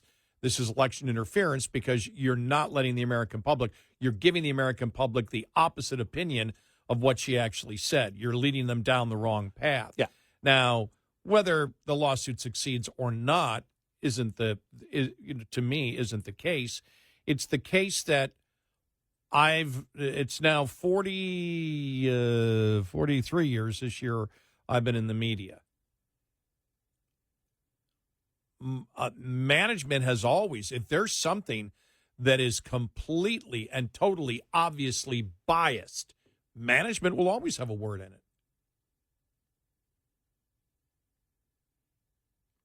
Yeah. Well, I mean, you mean for journalists? Yeah. If a news department does in any organization, at a TV station or a radio station, does something which is absolutely biased. Oh, okay. I see what you're saying. Yeah. Well, I mean, I'm just saying, because that's CNN management hasn't done anything about it yet. But if it's supposed to be journalism, well, they had people that were gone. No, their viewers are gone too. Chris Cuomo's gone. Mm-hmm. Their viewers are gone. Yeah, exactly. Mm-hmm. But when there's extreme bias in news departments, managements have a say. It's their company. Mm-hmm. And if you claim, then this is the whole thing, 60 Minutes, Scott Pelley's trying to make the case, they've never been biased. They're always fair and honest. Right. We know that's a load of horse manure. We all do. We know it's not true. Yeah. What happened is they've gotten away with it for such a long time, and management started pushing back on something where Trump had a great case. Yeah. Right. Yeah. Because we played it back and forth. We played both them side by side many times when it happened last year. Yep. He goes, that's election interference. It's making it sound like she's taking the opposite opinion of what she actually said. Mm-hmm. Well, yeah, it should be called out. Yeah, right. I mean, this virtue signaling, making it look like their outgoing executive producer is some kind of hero. Yeah. Well, we've covered a lot of controversial issues here lately, like the Israel-Gaza war. No, Scott, that would be the Israel-Hamas war and the Trump administration. He just throws the entire administration, just not controversies from, he just throws the entire, and Trump. Because no one on the left is controversial. And that snobby looking down his nose delivery from Scott Pelley. It's just garbage. Nobody cares why he quit. He quit. I'm going home. Yeah, you don't look like a hero. He doesn't look like a hero, Scott. I love this one from Barrett Media. There's been internal turmoil at CBS News after 60 Minutes executive producer Bill Owens left the show last week. Dan Rather believes Owen is the hero of the show. Of course Dan does. Now, they say he's been the head of 60 Minutes for 26 years. When did that would take us back to 1999. Well, that means when the whole debacle took place of Dan Rather, he was there. Yeah. Wasn't Dan Rather forced out? Didn't management get a say back then? Right. Did his executive producer not protect him? Or was he not directly involved? If he's been there that long, he had to have been part of it, right? Yeah. People forget about it. You better watch. I like Barrett Media, too. Mm-hmm. They're really good, and I can't think of the guy's name who runs it. Barrett. I can't think of his first name right now. Good guy. They've written some nice things on us. Mm-hmm. But to use Dan Rather, unless they reprinted it from somewhere else, it says come from the staff. To use Dan Rather as an example with the scandal he was involved in with Bush. Yeah. Well, and look, the editing they did with Kamala. Oh, yeah. Think about what that was when they aired the clip as a preview the weekend ahead of that airing. It got negative feedback, and they decided we need to edit that so she sounds like she's talking in a complete sentence. Right. And oh no, we just did that for time. Well, when you aired the preview, you weren't concerned about time.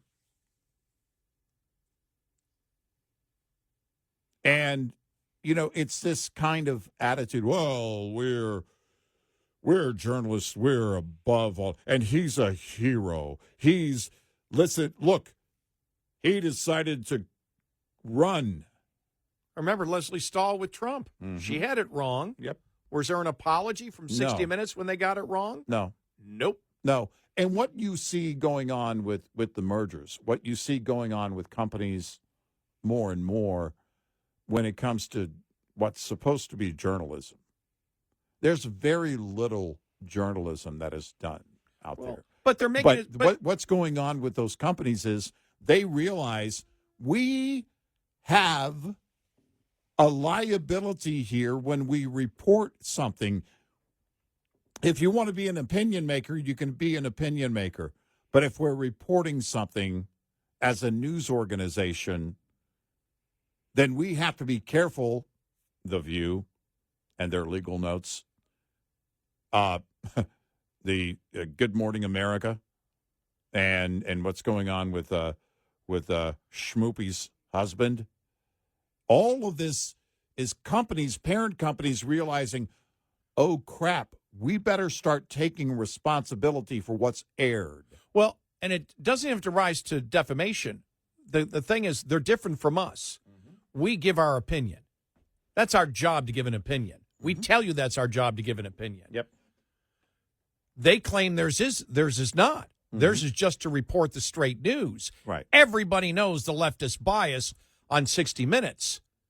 So if a management is trying to sell and they go, well, we want to sell, but we want to sell, make this thing go through, but you guys do have a bias and you claim you don't. For management to call that out for any reason is not against journalistic standards. There's no, I mean, this is the same thing with judges. We're automatically, the Democrats are trying to say no judge is ever wrong, right, and judges can't be touched, and judges, have this halo and they rise above. No, they don't. Nope. No, and the same thing here. And I don't care whether it comes to defamation or not, or election interference or not. I don't think it'll come to election interference. I'd be surprised if it does. That doesn't matter. Yeah. It's the fact of you have consistently said you're a news organization, yet your bias and your political activism has been clear for the majority of your audience. They know it. Yep. They know it. And you're trying to claim that management commenting on it in any way is somehow wrong because you claim you're always honest and you're always above board. Well, that's a load of horse manure. Well, and this is the problem that you have. Inevitably, it's going to come to a head when really all you want to be is an activist. You really don't care about telling the truth. You don't care about anything else you want to be left alone as an activist. You're in charge. You don't own the real estate. Period. No, you don't. And there's a great deal of responsibility in airing it. And even though we're opinionated, we also have responsibilities that we're keenly aware of. You can't just go around saying you were in Aerosmith for years. You'll get sued. This is Steven Tyler probably laughs if he hears that one. Right. He's like, I just want you to, it's so funny. I want you to keep saying it. But it's it's so laughable. Not funny.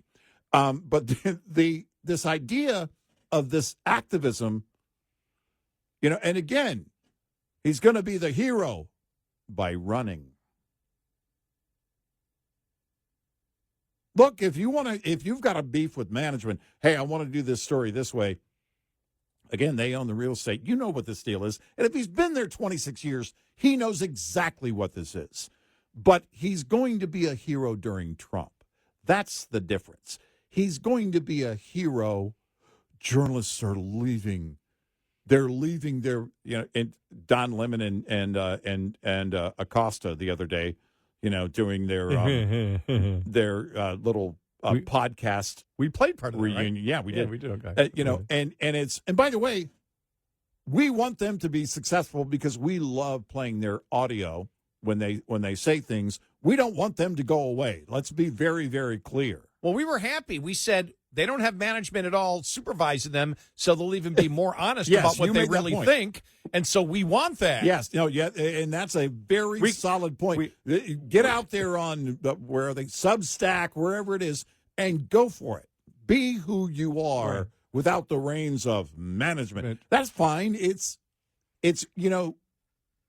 this idea of we want more independence. You don't own the network. You don't own CBS News or 60 Minutes. It's Jason Barrett. And Jason does a great job. He really does. They do. Barrett Barrett News, I think they're the best trade magazine there is. Agreed.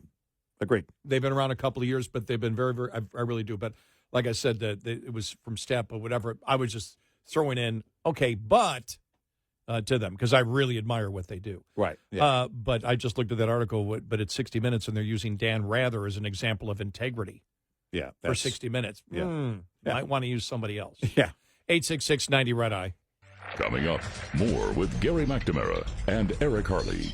It's Red Eye Radio.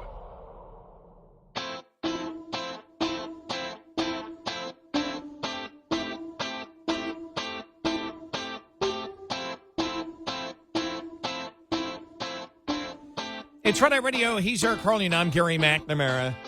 I'm telling you, though, the whole Scott Pelley thing was like, we're a victim. We're 60 Minutes, a victim of the oligarchy. Yes. I mean, that's really it. Hey, guys, I'm going to resign because Trump is president. Oh, you're a hero. You're a hero. It's over the years, you and I have known people that are in the news, part of it. And every once in a while, I wasn't happy with management when I was at this one place, and I wasn't. But there was a full understanding. Well, you're in their house. Mm-hmm. And today, you don't have to be. Take it from Don Lemon and Acosta. Look, you just go do your own thing on Substack, and you don't have to worry about it, right?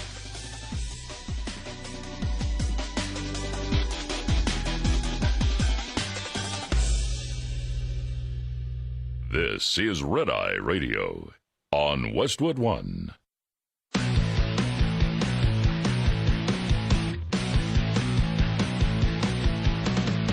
Now, it's Red Eye Radio. Gary McNamara and Eric Harley talk about everything from politics to social issues and news of the day. Whether you're up late or you're just starting your day, welcome to the show. From the Uniden America Studios, this is Red Eye Radio. All across America, we are Red Eye Radio. He's Eric Harley, and I'm Gary McNamara. So, Eric, when I was a little kid, I used to think that sports was just as important as the regular news because I'd open up the newspaper and the sports section was huge. Oh, yeah. And then growing up in Buffalo, if the Bills were doing good, man, it made the front page. Sure. So I always thought to myself, wow, I mean, the politics things, but sports is just as important as anything else that happens in the news. Yeah. Sure. And then I grew up. And I realized it wasn't, but I got a little bit of nostalgia this past weekend when I went to Fox News and other major news outlets over the weekend. I'm like, okay, so Deion Sanders' kid isn't being drafted in the first round. This is making national news, huh? Okay. Oh, there's the racism charge. All right, racism charge. We needed that one. Yeah. An abomination. Abomination. I'm like, oh, this is really interesting. And not that I paid that much attention to Shedeur Sanders and what he did in Colorado and all that stuff. I mean, I knew that, his father had success there and he was a quarterback there, but I just haven't I don't really pay much attention to draft day at all. I pay attention to kickoff day. Now it is good to see some of the stories when some of these, young kids, and they are young kids compared to me, when they get the call and, I saw a couple of them when they were crying, whatever. But I just thought it was fascinating. And what's the guy that pulled the fire alarm? He's the one that was the former congressperson who got beaten in the primary. He was screaming that it was racism, and no doubt about it had to be racism. Mm-hmm. It's like, really? In the NFL, it's racism. Okay, Yeah. So they all got together and said, this is a guy that can bring us to the Super Bowl. But doggone it, even though we did pick already a black quarterback, we need to be racist in this one, too. And so they all colluded to be racist just for this particular black person. It's like, stop it. Yeah. And I go back to when I went back to work in Buffalo back in 94. Right after their Super Bowl run is when I went back there, after 4 in a row loss. But when I went there, our station carried the Bills. So since I was a talk show host there, the Bills invited me out. Mm-hmm. So I went into, like what they call the war room, and the late John Butler, who was very well known, was a former general manager of the Bills, brought me in and gave me a tour. Oh. And I remember being in the one room where all these things were written on this board. Everything was psychological, everything. Mm-hmm. And you find out that for players, and especially for quarterbacks, they do every type of psychological evaluation that you could possibly ever imagine. If somebody says to you, well, your only job is to go in there and just play good during the games, that's not true. Yeah. Nope. Right. How you get along with other people, whether you're a team player, whether you have the potential of being a leader. Because what they have found out after doing every type of psychological evaluation that they could do of human beings is they found out that the most successful team has team leaders, not the coaches, not the owners, not the general manager. It's all part of it, but they lead from within. Yeah. That the vast majority of all the great teams had great player leaders. Right. And that's what they're looking for. And when it comes to a quarterback, that's what they're looking for. I guarantee you, if you talked off the record, every general manager will tell you why they didn't pick Sanders. Every single one of them. Right. And none of it has to do with skin color. Yeah. None of it. Right. Of course. And so I did see now the thing, because skin color did come up, I did see about 10 days ago that Kaepernick is still trying to keep in shape. He's got to be 50 now, right? Is it almost 10 years? Next year it will be, right? Is it 10 years next year? Oh, my God. Yeah. Yeah, because it was. It was because it was the summer. Is he just bragging that he's staying in shape because he's old? At my age, it's tough to stay in shape. I want to let you know that on Friday I did the weights, and then Saturday I rode the bicycle before I chased the ducks. I did some chair sit-ups. I did a bunch of arm curls, what do they call it? Elbow curls or something. The prank call on Sanders was bizarre. Ooh, I know. That was. And the fact that it was recorded, because that's the thing. There are so many cameras. I mean, there's everybody has a phone, but there's so much activity going on during that entire process. It was bound to be recorded. And the son of Atlanta Falcons defensive coordinator Jeff Ulrich has apologized for making the prank call. Wow.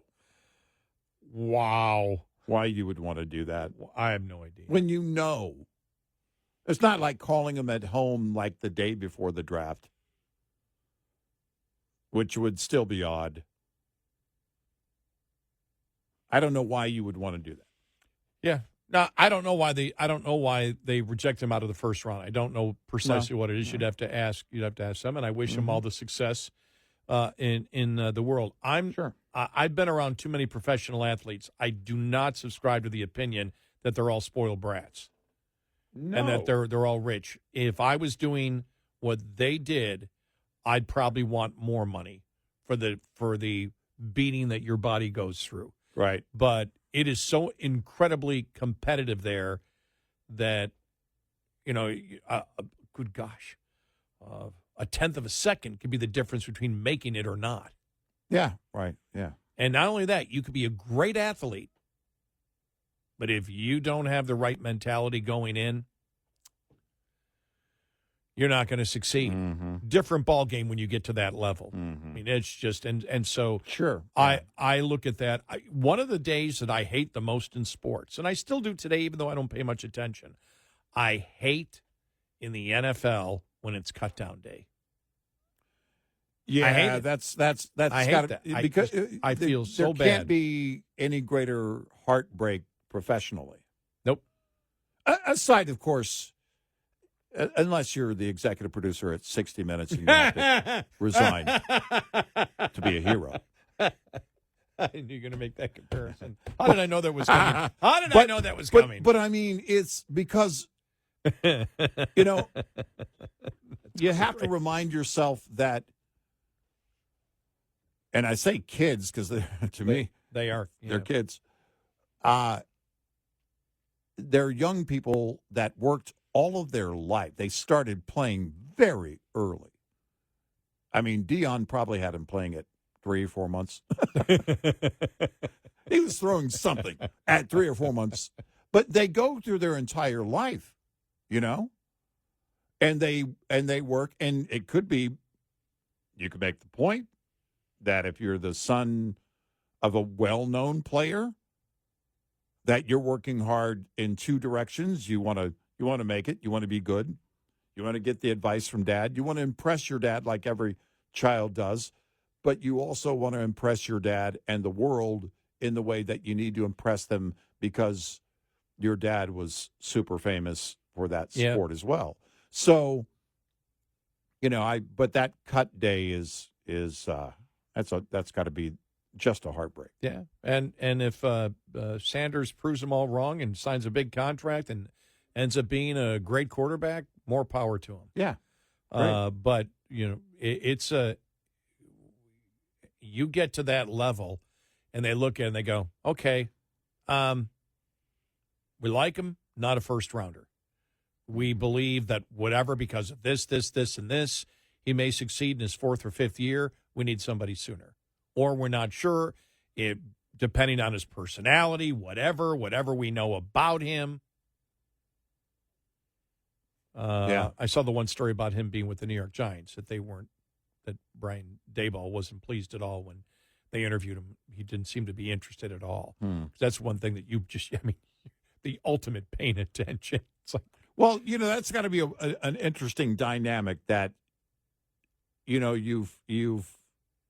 you're a college player, you're working really hard, and then the interview part of it as you're looking to move on and move to pro. Remember, though, he was making a lot of money in the NIL, so he was making some pretty decent cash there also. But you're working really hard, and then what do you do?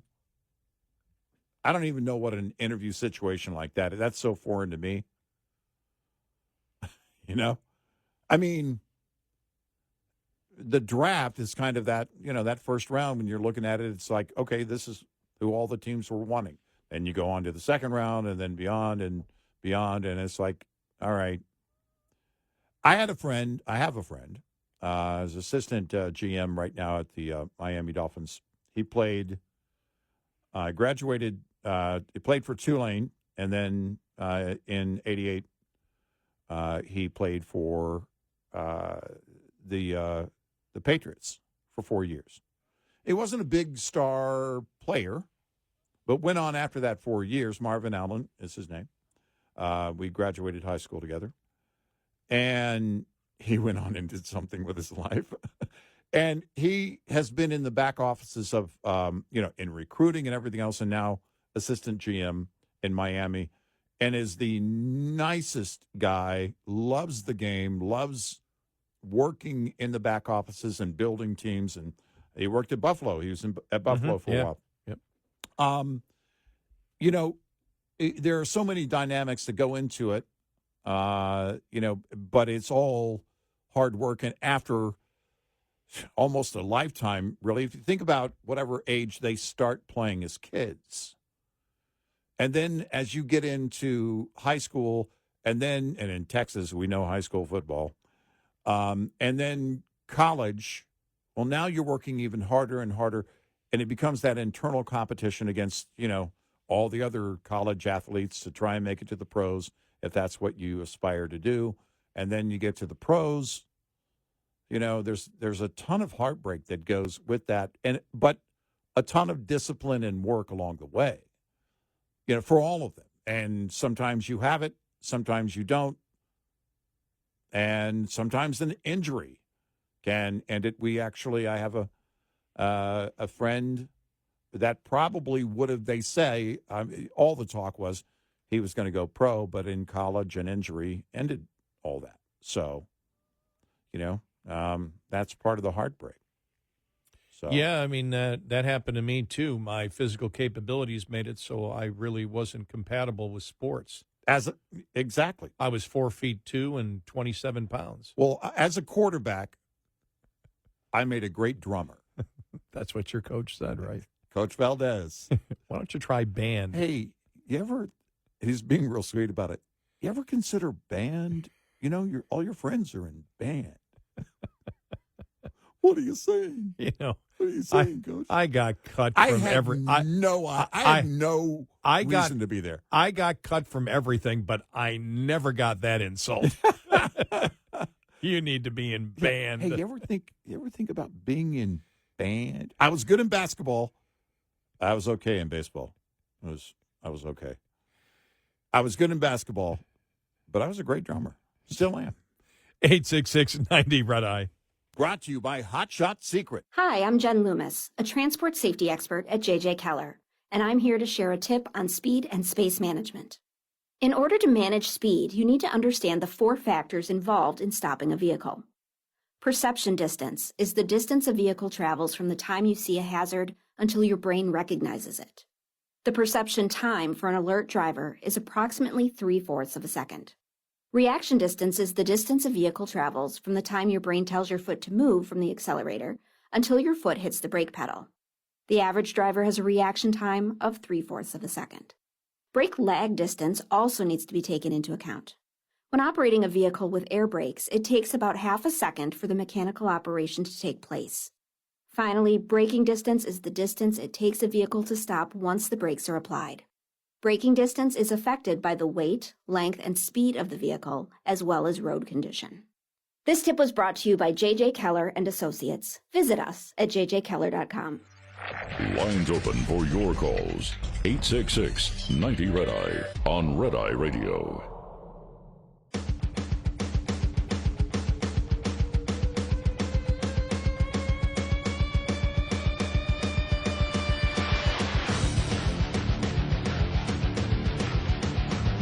It's Red Eye Radio. He is Eric Harley, and I'm Gary McNamara. Here we go. The war over oligarchy. Bernie Sanders on Sunday pushed back on a suggestion from Senator Slotkin of Michigan to change how Democrats are talking about Trump and his administration.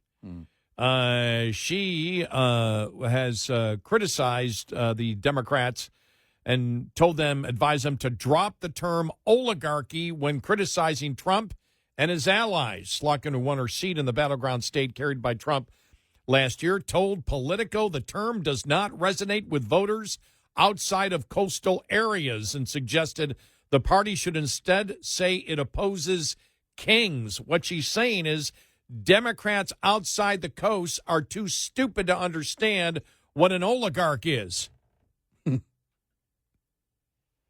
Bernie Sanders is saying, no, they're not dumb. They know what an oligarch is. Said oligarchy stay or go. Now, it doesn't really matter because they both have it wrong. It does not fit the definition of an oligarchy. That would have been the correct response from Senator Slotkin is, well, this isn't an oligarchy. Yeah, right. It's not. It's a dumb thing to say because it's not an oligarchy. Why? Well, I don't know if Democrats understand it, but President Trump was elected last November. Yeah.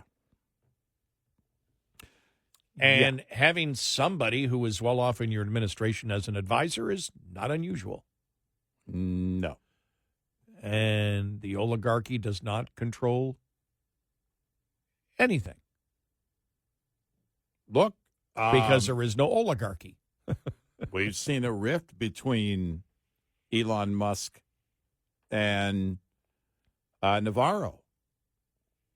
You know, I mean, if he were such an oligarchy, Navarro would have been out. Well, I mean, he kind of is out, but out as in fired. Yeah. You know, you notice you haven't heard from him in a couple of days, though. No, you haven't.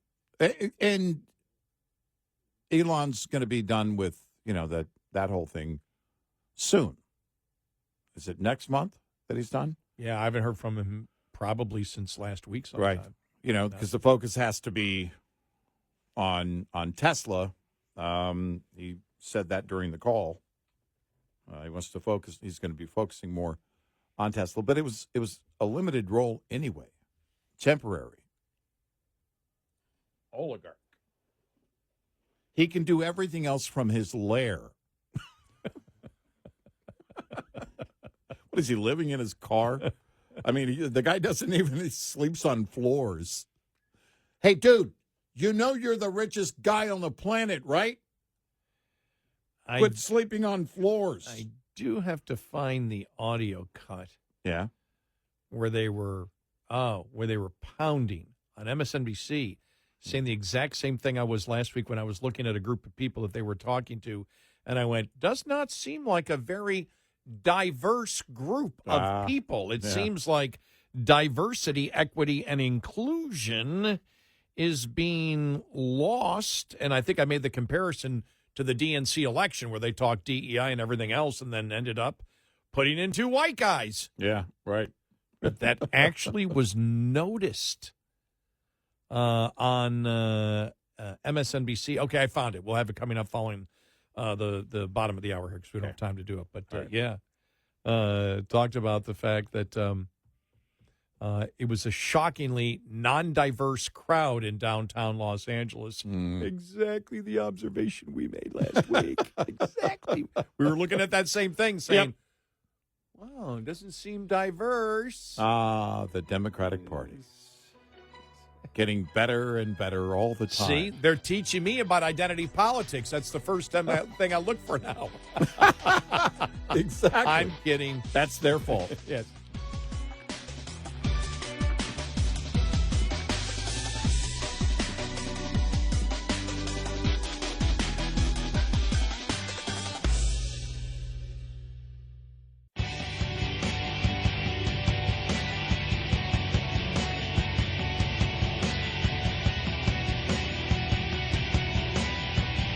Catch all 5 hours of the show live every night on the Red Eye Radio app. Available in the App Store. Red Eye Radio.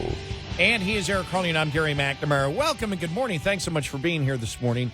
So, yeah, I found the audio cut. And this was a conversation going on between Joe Crowley, who lost to AOC. He lost to her, and then she went on to, as we know, victory and where she is today. And also Dr. Jason Johnson, and they're going back and forth here on MSNBC about what the problems are of the Democratic Party, and they got into the whole age thing. And even played the thing where, Schumer's up there going, we won't rest. And they cut to Jimmy Kimmel, and Jimmy Kimmel goes, we are so effed. Yeah.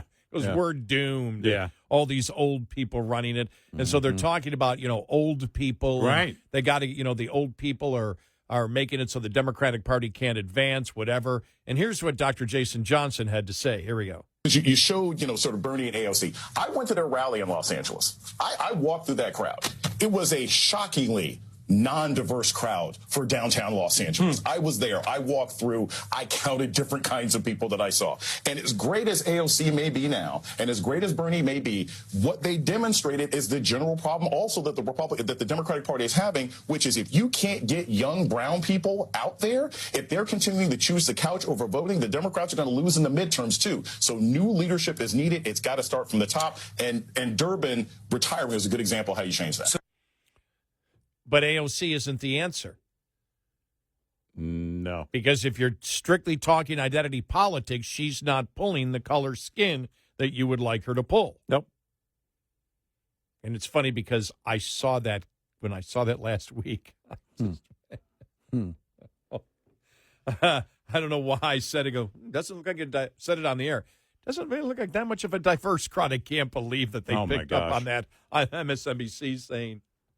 Well, you know, there is the polling that I saw last week that every single demographic except college-educated white women over the last year are moving towards Republicans. You know, that's why we said with all the, I'm sure if you paid attention in the mainstream media, the number of polls that came out on Saturday and Sunday, and the majority of them, even Rasmussen shows, the weakening of Trump over the last couple of weeks, but that'll bounce up and down. I mean, even Rasmussen, though, was back down to 47% after being up to 51%.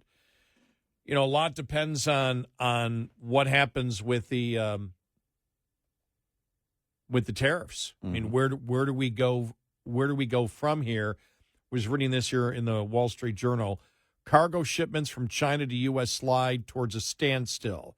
And this is what you're hearing now. There's a number of weeks left before things get serious. And so what's going to happen? They said the number of ships sailing from China to the U.S. laden with clothes, electronics, furniture, and other goods is plunging as an accelerated number of cargoes are canceled.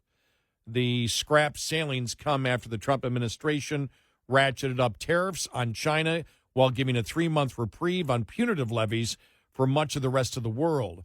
At the Port of Los Angeles, one of America's biggest gateways for imports from China, Executive Director Gene Soroka told port officials Thursday he expects a 35% drop in import volumes in 2 weeks, as essentially all shipments out of China for major retailers and manufacturers has ceased. The trade war between the United States and China has triggered retailers and manufacturers to switch their supply lines and rush products out of other parts of Asia, such as Vietnam and Malaysia. Companies are making hurried decisions about imports as they gear up for the peak shipping season this summer when retailers bring in supplies for the new school year and the fall and winter holidays. Bookings out of China fell 60% in the past week after Trump imposed a succession of tariffs on China that reached 145% on April 9th, according to the director of ocean freight at Flexport, a San Francisco-based company that helps companies ship cargo around the world. Importers that work with China manufacturers that also have factories in other parts of Asia are pivoting. Today, we're stopping China production. Tomorrow, we're starting up Cambodia. Dozens of canceled sailings from China will due to reach U.S. seaports in the coming weeks. Freight demand from China to the West Coast could fall 28% next week, while demand at East Coast ports could plunge 42% the following week, according to Alan Murphy, chief executive of Denmark-based firm Sea Intelligence. The impact is staggering. Stuart Sandlin, head of North America, Hapag-Lloyd, said the German shipping line is seeing 30% decline in bookings out of China and a surge in bookings out of Southeast Asia as importers pull in goods before Trump's rest of the world tariff pause ends in early July. Currently, most countries are only subject to 10% across the board. Some retailers and manufacturers are able to pause orders because they rushed in large volumes of cargoes at the start of the year to get ahead of any potential tariffs. We talked about that, how, for example, in March, the exports from China skyrocketed. The ports of Los Angeles and Long Beach, the busiest container port complex in the country, handled the equivalent of 2.5 million import containers in the first 3 months of the year, an increase of 14% over that same time period last year. That was it.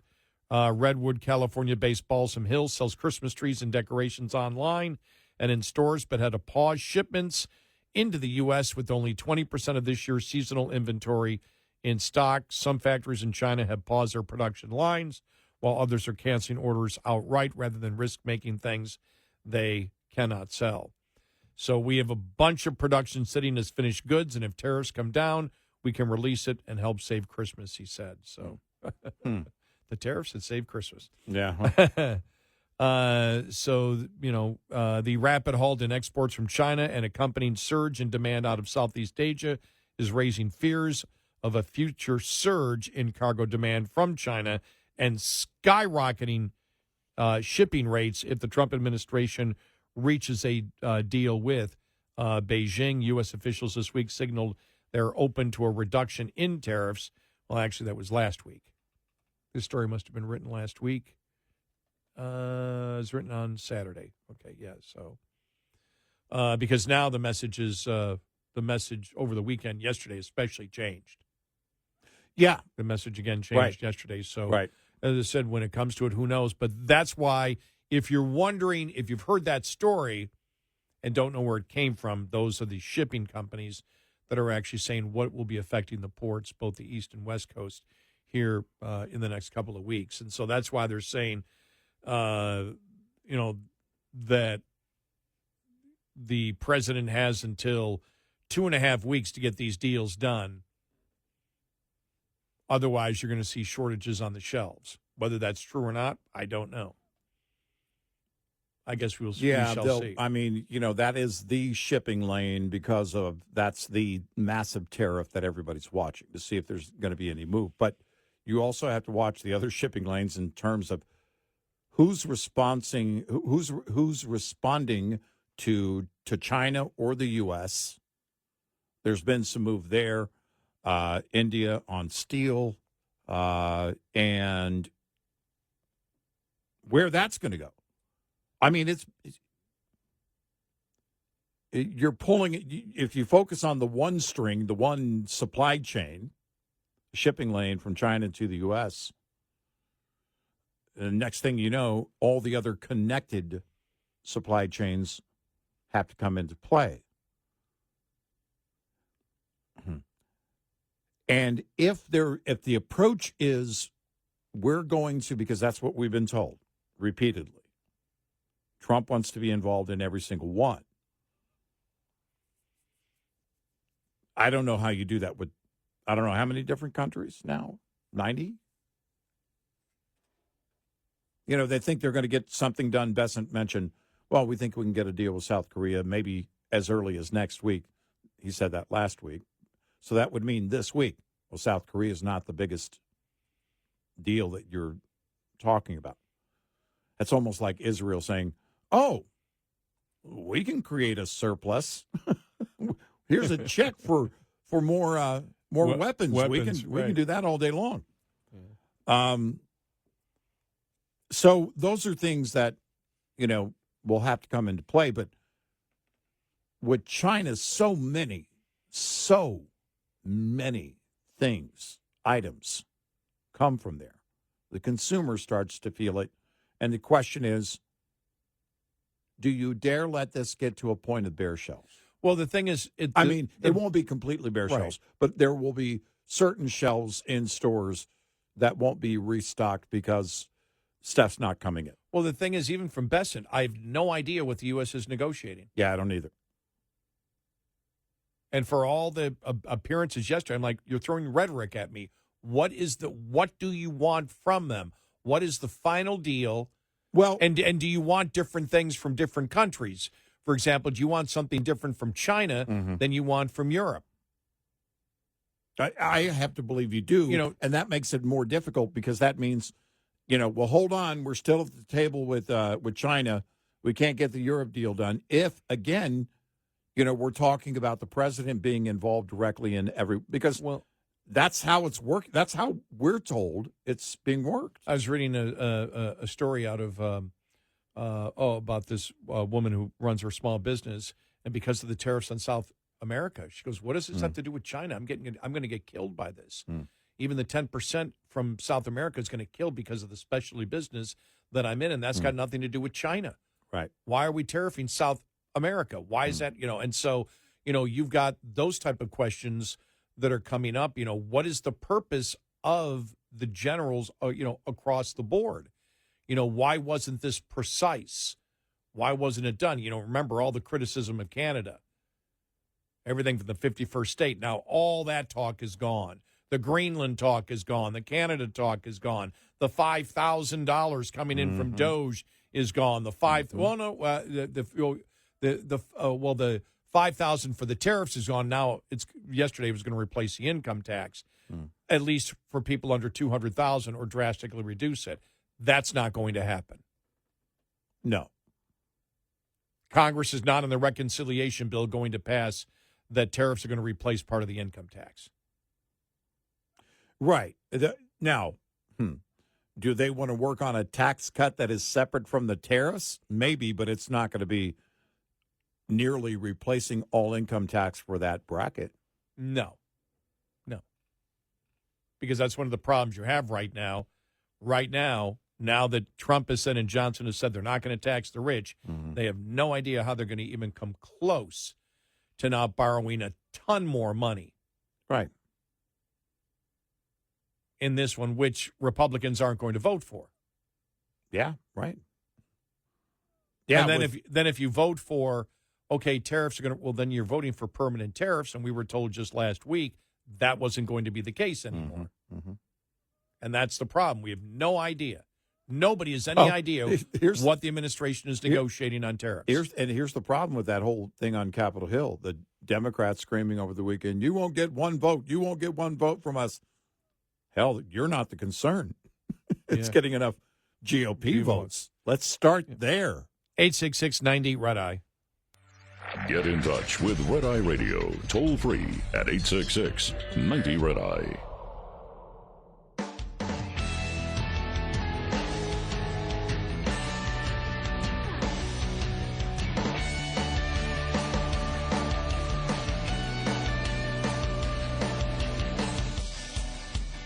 It's Red Eye Radio. He's Eric Harley, and I'm Gary McNamara. Welcome and good morning. Download our Red Eye Radio app today. Why? Our show ends an hour from now. And when our show ends, it becomes our podcast. That's right.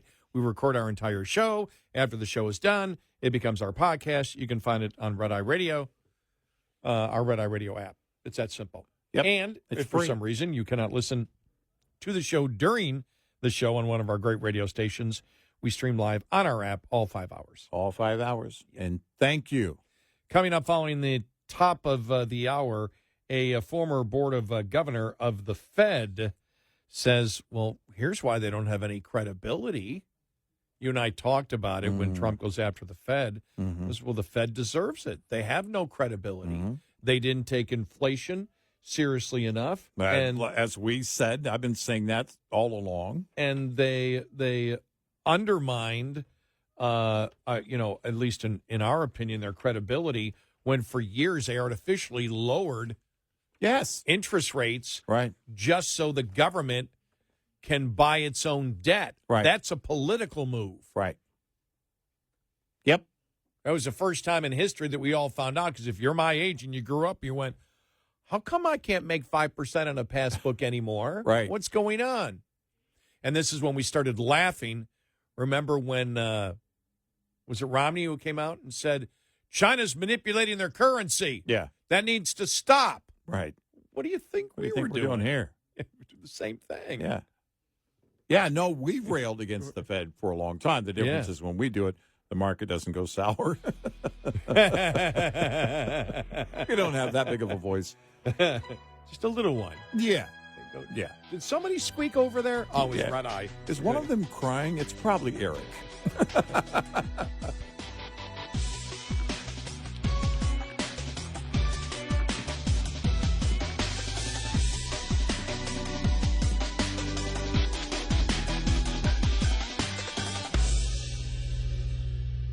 This is Red Eye Radio on Westwood One.